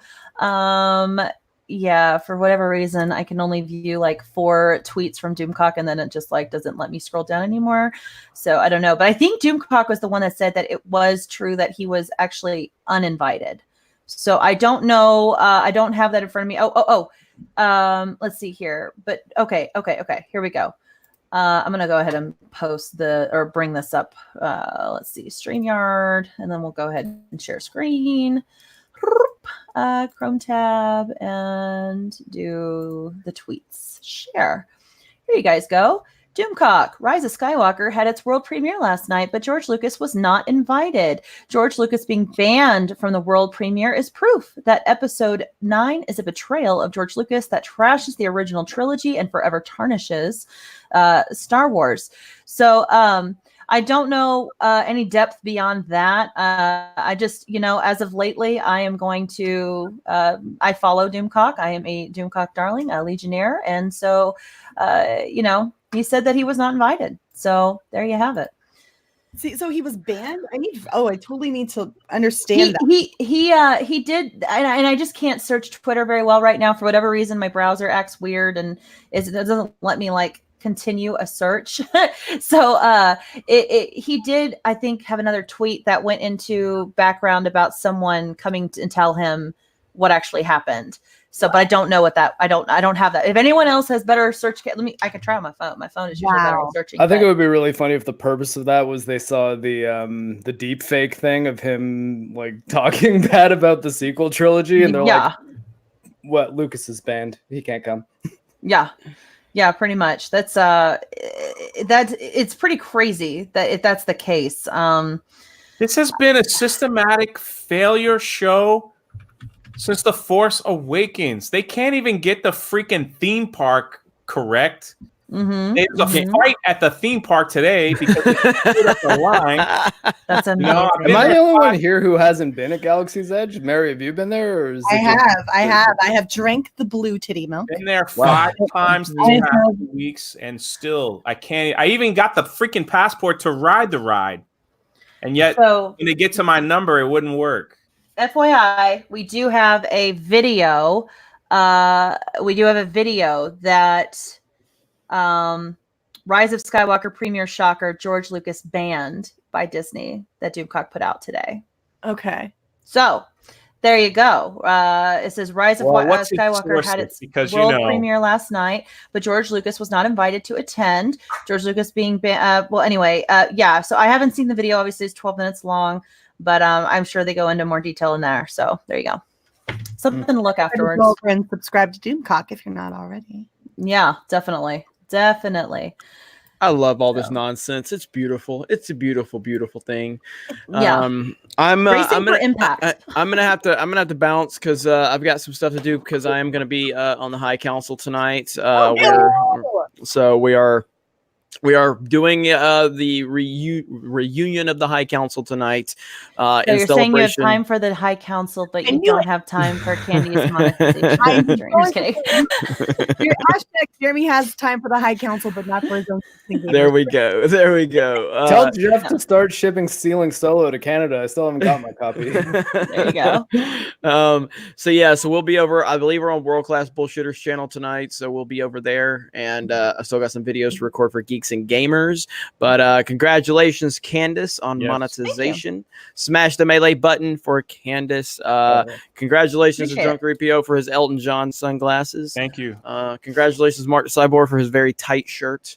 And congrats to Mary for being awesome. I'm not even gonna pick on her. So she has been great. She's been great. So but anyway, all right, you guys, the Rise of Skywalker is a disaster. Continue throwing money at Candace because you're not throwing it at Disney, so you might as well throw it her way. So. I'm saving you all the trouble, friends. There you go. All right, I'll talk to you guys later. See you, Jeremy. All right, bye. Bye. So there you go. This is how I can compete with Ryan from RK Outpost. He's got the tank tops. I can just show up in a rash jar from time to time. There you go. I'm gonna have to start putting my stuff on too. So I go to the gym too, Mark. Okay. I encourage everybody to. But I also eat Taco Bell, so it's a little. It's the balance. Bring me some Taco Bell, man. There you go. There you go. My closest Taco Bell is an hour and a half away. I can't eat it very often. I will never live in Canada. You need to get a P.O. box, and I will. Yeah, me and Mary will send you a care package. I don't know whether it's an endorsement or indictment of Taco Bell that it would keep shipping from wherever Maryland is and to Canada. I'll get those ice packs, man. I'll stick that sucker in there. We'll get like some freeze-dried ice. You know, we got to take care of our own here. Does anybody have any information on the leaks, or did I just overlook this completely? How did Leia die? I think think she just dies. Yeah, it doesn't really explain it in the least. She just like Rey's falls like into walking the around ether. going, "Oh no." As I understand it, a lot of the vibe that a lot of people have been getting is it's like a Padme thing, right? Like she just loses the will to live, and so right. So we're all like, really, let's take some of the worst parts of the. Well, I think I remember her last like dying word or something was Ben. Or something? It's a Ben, and that's why she stabs him, and then she, because. Oh, Lord, have mercy on my Mary, I have a question for you, and you don't have to do this if you don't want to, but you told me a great story about the basically the moments that you've had with Star Wars with family, how great it was to go see the movies together as family, and the lengths sometimes you go to see them with family. And now with the new one coming up in a couple days, how does that change for you? And kind of curious what your plans are with the Rise of Skywalker. So I'm asking everyone else. I'm curious what you are doing for it. Yeah. Oh my God, you just reminded me, and that nearly brought me to tears. So we don't have. I can talk about mine, but it's an interesting juxtaposition, and I feel like it's relevant. It's absolutely relevant, and I think that it's something that people will understand. Certainly, at least they will recognize that the investment, because so many people feel that as well. So for the entirety of my life, just to summarize here, I have been a Star Wars fan, and that is due to a father who raised me on it. And then that developed into a kinship with my brother over it. So when the prequels came out, when I was a teenager and a young adult, it became a tradition to go to see those with my brother, and we went and saw them over and over and over again. And it actually was the thing that introduced me to my love of cosplay, because it taught I learned that I was quite good at sewing, so that I could make these cloaks, so my brother and I could go to these openings in Jedi garb, and it was quite the ordeal. And there's not a Star Wars movie I want a cloak. I could make you one. These glasses and a cloak, I would take over the world. I could make you a cloak. So we went to see literally every single. I think it's sexy the way you say it too. Sorry, I just had to throw that in. A cloak. Cloak. Hey, wear your cloak. Hold on, I gotta plug something in. I'll be right back. Put on your cloak, drunk 3PO. We went to see every single one of those movies in theaters, and multiple times together. And then I got older, and I got married, and I moved away into the military, and so we were all over the place. And when The Force Awakens came out, I was living in New York, and my brother flew down from Kentucky to come see The Force Awakens with me in theaters.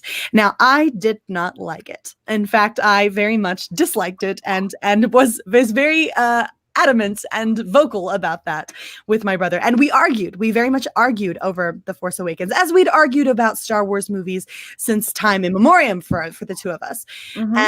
But nevertheless, even though we'd argued about it, there was the passion and the zeal and the love, and it felt at the time still very familiar, and something that we had always done. We'd always left Star Wars movies discussing Star Wars. And then the time came for The Last Jedi to come out. And at the time, my ex-husband was deployed, and so I was home alone, as was the case a lot. And I had two families to go to. I had his side and my side. And so the question was, well, it wasn't really a question. I knew what I was going to do. I went to his family's side to see them for Christmas. And to see my family, I went home for Star Wars. So I flew from New York down to Kentucky to see Star Wars with my brother, as I had always done.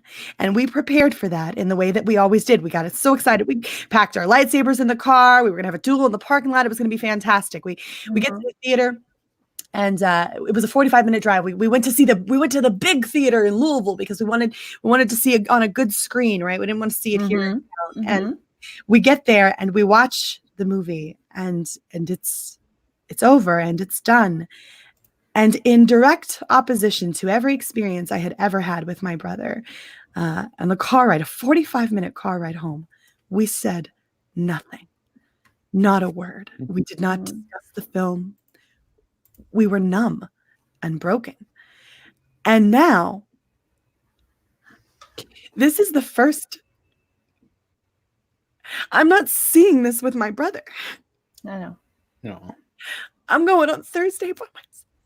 by myself.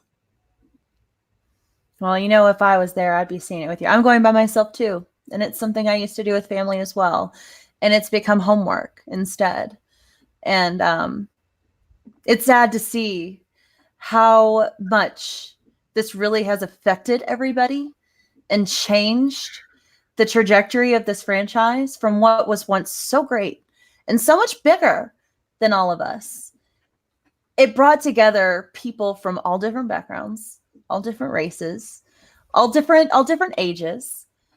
And now all it does is divide and make people call each other out for things that are either relevant or not. It just causes that. And it's so sad to be aware of what was there, because there's a lot of people who are younger than us that didn't get to enjoy the originals or the sequels in the way that we did. And they don't really know what they've lost or that they didn't ever have. And this is just all they have of Star Wars. This is their first taste. And it's just sad for them. It's sad. And I don't know what's worse. Knowing what we've lost, or never really knowing what could have been. It's the destruction of our time-honored traditions. Not just the love of the characters, but the love that we feel within our own families. The things that we bond over. The things that we use to reach out to the people that we love. The discussions that we all gather around. These are important to us.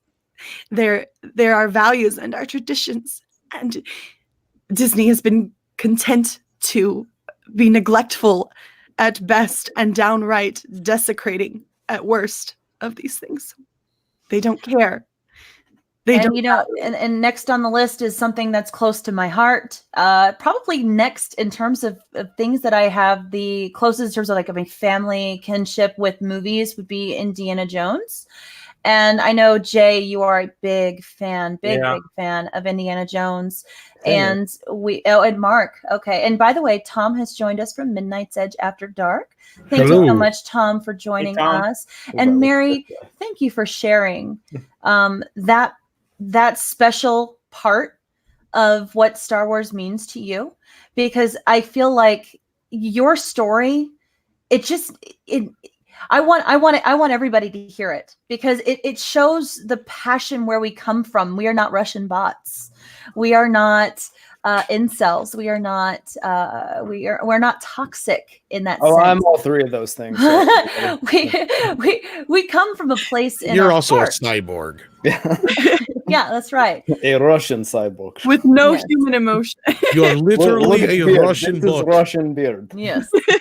Yes, you were once Mark Minus, but now you are Mark Plus. Yes. No, that's great. Yeah, it's just that story just it strikes me the same way when I hear you say it. It just, if I feel it, and you're not alone. You're not alone. And even though you're going to be seeing it alone, I am going to be seeing it alone. And I almost can guarantee that both of us will have seats right next to us that'll be empty. And we can just imagine that both of us are next to each other. How's that? I'm going to air hug you. I'm fine with that. So, yeah. Hug? What are you talking about? Air hug? There you go. You never done an air hug? Like when you know a person is there. Oh, are you talking about farting? What? God, what's up with you and farts, Jay? Come on now. All right, moving on. Blue collar Taco Bell today. So. I'm gonna be right back. My brother is awake, and I have information to relay about a child. So I'll be right back. Okay, yeah, sure. Blue collar daily for $5. Stacked up Vader's armor so Rey could strike that down as well. Physically and metaphorically was definitely not an accident. She defeated all Skywalkers. Yeah.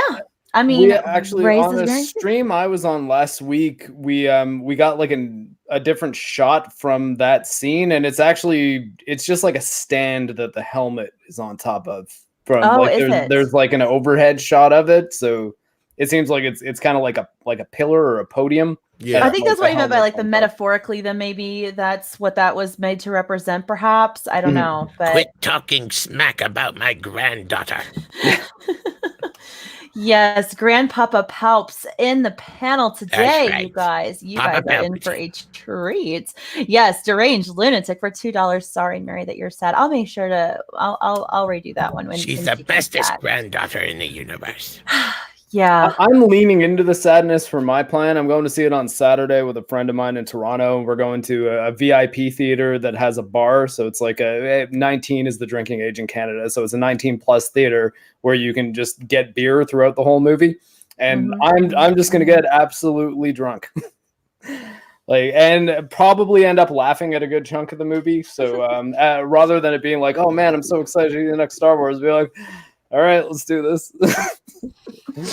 Yeah. So the drunk part sounds like a very good plan. For those of you who partake in that, I think that will make this even funnier of a film to see, because honestly, a lot of these parts are things that I'm going to probably laugh at just out of complete frustration and upset. It's just my go-to reaction, and I know that alcohol will exacerbate that, so I'll probably be laughing like a hyena in that theater, and for everyone to hear very inappropriately so. Yep. And the slow clap for the kid. They won't tell me. We must do the slow clap because I'm big, Mark, because I go to the gym, buddy. Don't try to show off with we should also get some Raylo shirts. Oh god! Because like the second it hits 7 p.m., I've definitely got to leave and get to jiu-jitsu, and I'm dressed for it now. And it was this or wear a gi. So you hear that? He will kick your fucking head. I know. Sorry, I didn't mean to get for it on your show. You're probably bigger than I am, so you could probably beat me up. I'm sure you beat me. I'm a tiny person. Like I may be big, but I'm flabby. I'm 6'4", 260. Yeah, no, you destroy me. Like I'm 5'6" and 150 pounds. Candace met me in real life, and I scream at Cat in the Hat, so I highly doubt that. Yeah, I've got a weird sun thing on me right now, and it's very annoying. It's like right in my face. See, that's what you got to get the blackout curtain. It's messing with your. Yeah, no, there is no time of day in my office. There's like a little tiny slit in the very side, and it's. I have to run, Candace, because I got my show coming up. It's just because I'm here and he doesn't like me. I got the Dark Council. I'm picking on you, bro. Yeah, and I'm gonna hop in the chat and that and support you. So do your thing, my friend. Thank you for hanging out with me today. I appreciate it. Always. Stay strong. Jay. Stay strong, you guys. We're almost through it. Then we're gonna have like a year of dissecting this movie at least. Did you guys talk about the fact that two of the biggest shills in the industry didn't like this movie? Campia and who's the other one? Scott Mendelson. Oh yeah. Well, was Mendelssohn's quote the one that was like blaming it on he blamed it on the fans. Yeah. But then he went on about how he didn't like the movie, and that's what he's going to use as a narrative. And I said, I think he's precursoring the whole Disney narrative. Is they're going to say, oh, well, the other fans didn't like the movie because the other fans ruined it because they hated The Last Jedi, so he tried to compensate for them, and it ruined the movie. One of my friends that loves The Last Jedi preemptively said that to me about a month ago. He's like, this movie's probably going to suck because people like you were complaining too much about the changes Rian Johnson made, so they're going to overcorrect. And I'm like, you can't do that, okay? You can't claim that the new trilogy is going great and then say that if it doesn't stick the landing, it's my fault for not liking the second one. Exactly. That's what they're going to do, though. That's the narrative they're going to use. Yeah. Yeah, it's quite interesting to see which blue check marks are basically holding on to their balls at this point. What are they going to say? And then which ones are going to have to retract? Because I feel like some of these that we're getting word from that are actually speaking objectively about it. They might I would imagine, and I haven't checked lately because I've been doing my live stream, that they're probably being met with quite a bit of vitriol, because you say anything against the Disney machine, and out come the gremlins. So that's why I keep saying screenshot, because they're probably not going to hang out for long. So anyway, Tom, what are your plans for a Rise of? Oh, wait, did Andre already see? He is seeing it in T-minus 11 hours. Okay, so Andre from Midnight's Edge he's over there in where? Norway. Norway, and he is going to have early access to it, so it'll be interesting to see his take. I guess tomorrow he's probably going to be doing okay. Yeah, we're doing a spoiler-free review first.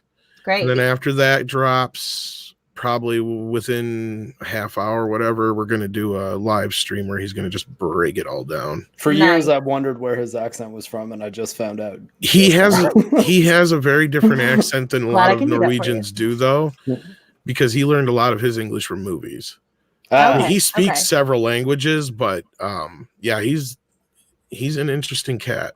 I was going to guess Romania just because of two other YouTubers, like V and Weekend Warriors, sort of sounded semi-similar to him, but I guess it's all like kind of Scandinavian, like northeastern Europe accent. And I've talked, and I'm sure you have too, being in the military, Mark. I've talked to a lot of people from a lot of different countries, and it all seems to depend on where they learn English from.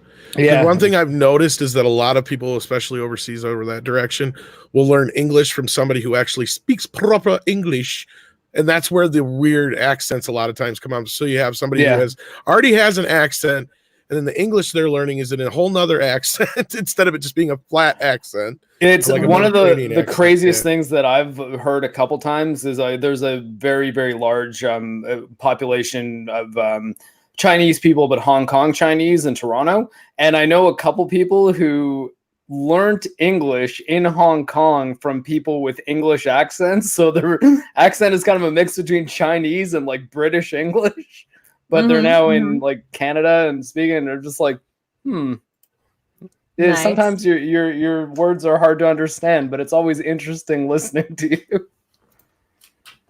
Uche. Uche's in the house. What up? Hello, my friend. Hey. Let's see if I can get this right. Uche Wanere. I am back. Waneri. Yeah. Waneri. You're pretty close. much right. You're right. Waneri. 10 times closer than most people. Couple of comments for you, deranged lunatic, $2. Sorry, Mary, that you're sad, and thank you for the super chat. Max Santiago, hang in there, Mary, my friend. We love you, and there was a lot of other chats as well. So what's she sad about? What's going on? Well, we're reminiscing about what Star Wars was once for us in our families and in our hearts. And just how it's changed from something we've all looked forward to doing with family to now becoming more of a homework assignment. And the change is different. Thursday is going to be the first time that I've ever gone to see a Star Wars movie without my brother in theaters.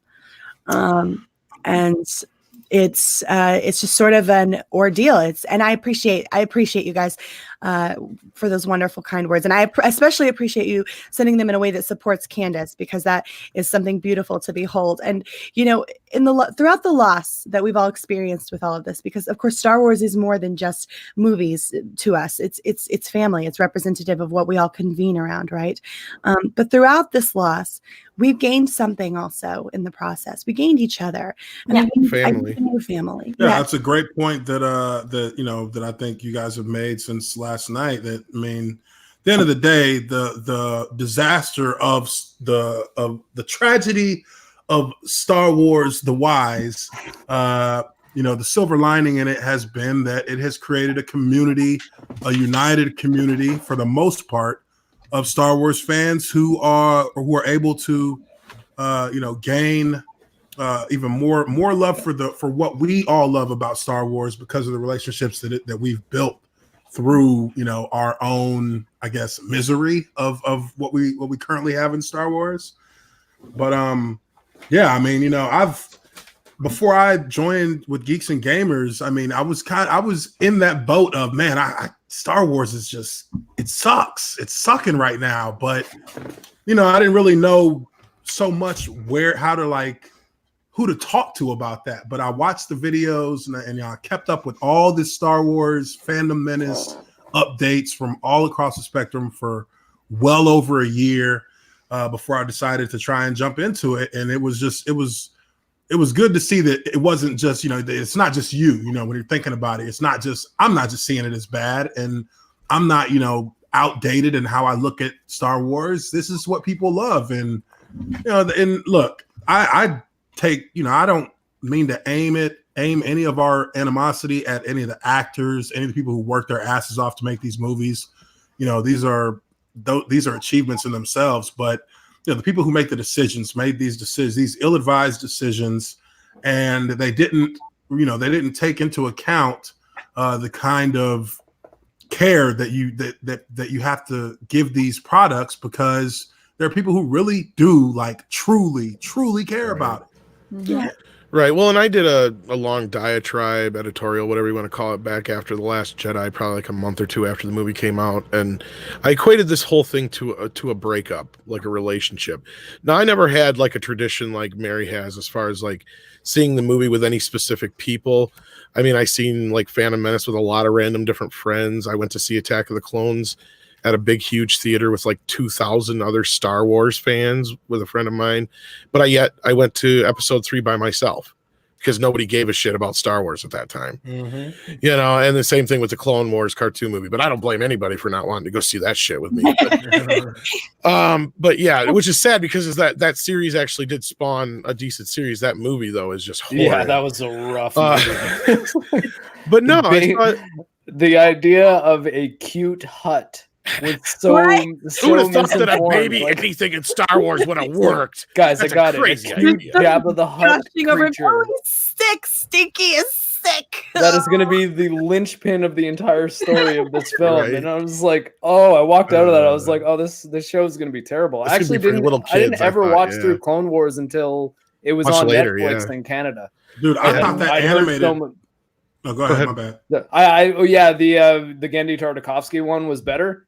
Yeah, Dude, that's I why the animated one was dope. Oh yeah, it was awesome, and that's why I went to go see the CGI one in theaters. I was like, exactly. like I would kill for more Clone Wars. I walked out of that, I was like, what the hell did I just watch? I was the same way. Yeah, I'm like, this is for like little kids. What the fuck hated did they do? Ahsoka too, which it's a testament to them that they managed to turn that around and make me love her by the end. Yeah. She ended up being like basically my favorite character on Rebels, and she was only in like 4 episodes. Yeah, they managed to pull like a 180 or whatever with that whole scenario there. But that was the thing. It was like I equated it was like, okay, Star Wars was this thing. It was this love of my childhood, the love of my life going into adulthood.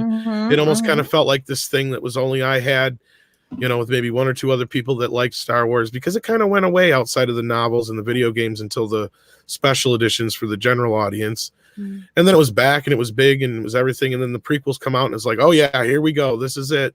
It was kind of like, that ramp up, like, in a relationship. And then it was like a big thud.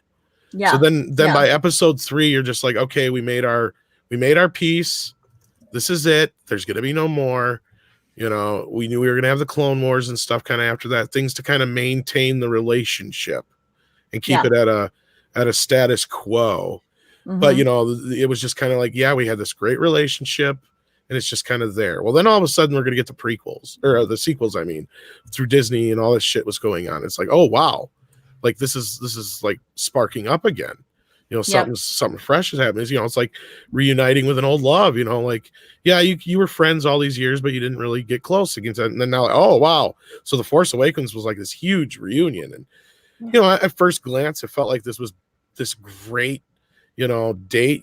You're back together. You're with this person. Everything's great. Then The Last Jedi hits.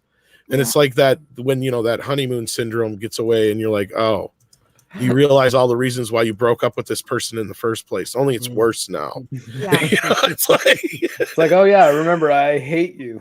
I hated you, but I disliked you. That's why I left you. And then now you're worse because you're 10 times worse person than you ever were before. Well, it's that crazy chick out on your lawn who's burning your clothes and eating your door at 3 o'clock in the morning. So like after Last Jedi, I'm like, yo, look for the door right now. I'm gonna call the cops and tell them you beat me because you hate women, you misogynist. And you're just like, Jesus. Crazy. You're like, man, yeah, your cinematography and effects still looked pretty good, but because Rogue One was the same way. It was like, at first glance, you're like, oh, that was a great movie, and then after people start picking it apart, you're like, yeah, there is issues with that movie. You know what? But there is so much more to forgive about Rogue One. Because of the things that it did right and that feel of Star Wars that it actually did kind of encompass. Like, and again, if for nothing else, the last 5 minutes. All that you need. The whole third act I thought was pretty solid. It just needed better characters or fewer characters, more time for the characters they had. if anything, it was a bad thing that Rogue One was that good, because we went into The Last Jedi with such high expectations. You know, for those who did like the Force Awakens and wanted more out of these characters, and then seeing what we got, we're just what the hell? Because there was a lot of leaks and stuff for The Last Jedi, but people didn't pay attention to because they didn't want to know. There was still a good 80 to 90% of the fan base still on board with this thing. Yeah. So I stayed off the internet. I remember seeing all the stuff on the leaks, and I tried to stay away from everything because, honest to God, that Last Jedi trailer was so damn good. I was like, this is going to be an amazing movie. I can't wait. It seemed darker. It seemed more. It seemed like it was maturing. Like the brand was growing up a little bit more to give us some more drama, some more, give us more adult themes. At the time, I quite liked Rian Johnson as a director too. Yeah, he was. Nobody had complaints, but that was the biggest okey doke ever. It was a big bait and switch. Oh, really? Is what it was. It was like a big with Rian Johnson, because you were tricked into thinking this was going to be this big, huge thing. And I know Candy wants to wrap up here, and she's got some super chats, so I'm going to wrap this up.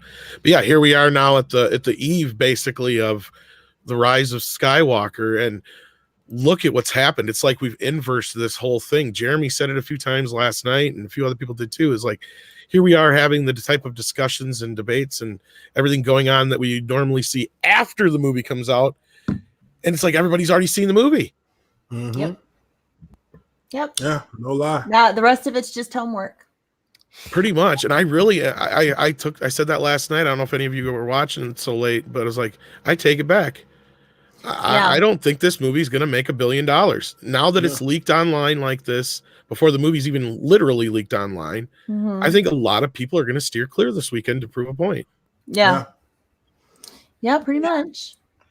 Yeah, well, I don't know if it won't make $1 billion or not. I don't know. It's tough to say, but I know that it's certainly not going to do anything. It might. It probably will. But I'm just at this point, because I used to be the first guy to say, "Oh no, it's going to make $1 billion," is what I'm saying. I was the first one to say that. Now I'm like, it could not. I don't even know.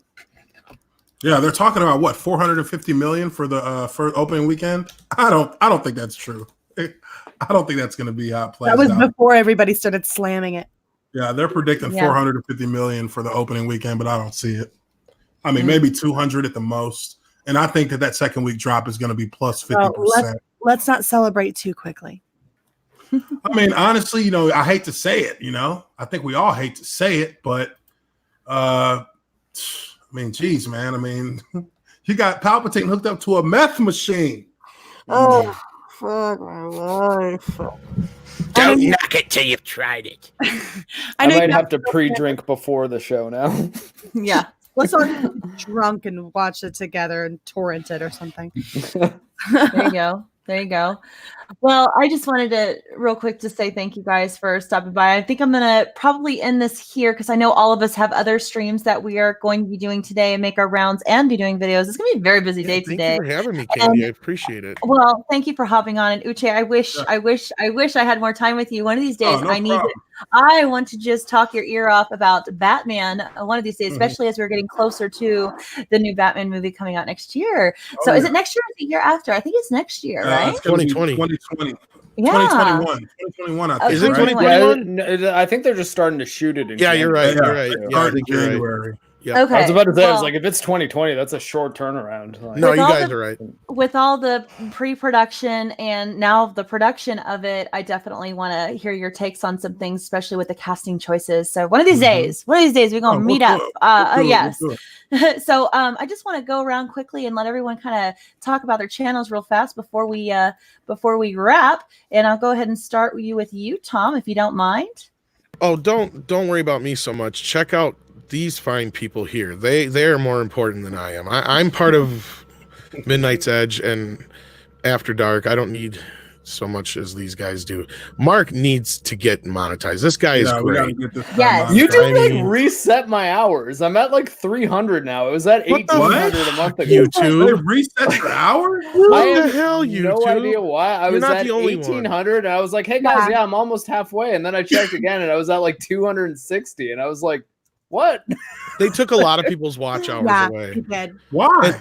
I don't know. There was this weird year. I think in it's a year thing. I think it's the year mark or whatever. But my channel hasn't even been out for. I started my channel in May. Yeah, that doesn't make any sense. We need to do a marathon, dude. Yeah. But yeah, this guy is great. Well, I have my we need to do a lot of those straight. Yeah, we need to do a lot of gaming live stream plays because that'd be a lot of fun. And that's honestly that's what I did, and it got me there in a little bit of time. So I'm sure you'll get there too, real quick. And definitely check out Uche and of course these fine ladies here. Yeah, if you're not already subscribed, thank you so much, Tom, for all that. Appreciate it. Uche, let me give you a little bit of moment to talk your channel up.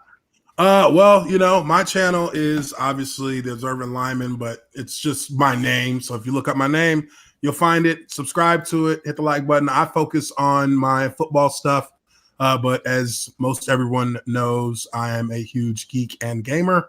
So I love jumping in on streams. I'm going to get back to making some new content on Geeks and Gamers soon. So look out for that. But no, definitely appreciate you having me on. I know I just jumped in for a second, but it's always love with me. So hey, I would have had you on longer if you came earlier. I promise. Yeah. I promise. On my channel yet? What the heck? I just finally got him on After Dark. And Uche plays the hell out of Call of Duty Modern Warfare, you guys. So if you ever want to, we are going to play up again too. I'm just still working on my Fallen Order. But as soon as I get through with that, we will be hitting that up together again soon. Absolutely. So with that said, Mark, we kind of touched on you a little bit, but if you want to tell us a little bit more about what you got going on over there, I'm Mark the Cyborg. My channel is Mark the Cyborg. I do gaming reviews primarily. I also do gaming live streams fairly frequently, although my regular ones are on Wednesday, so I'll be probably playing Remnant from the Ashes tomorrow. I primarily play on PC, although I do have the consoles as well. So sometimes we'll do Geeks and Gamers, Smash Brothers, or Mario Kart nights on my channel. And that's pretty much it. So if you enjoy video games, please subscribe to my channel. Or on Geeks and Gamers, I do reviews of games there as well. So if you check out the Jedi Fallen Order video on Geeks and Gamers, that was me who made that.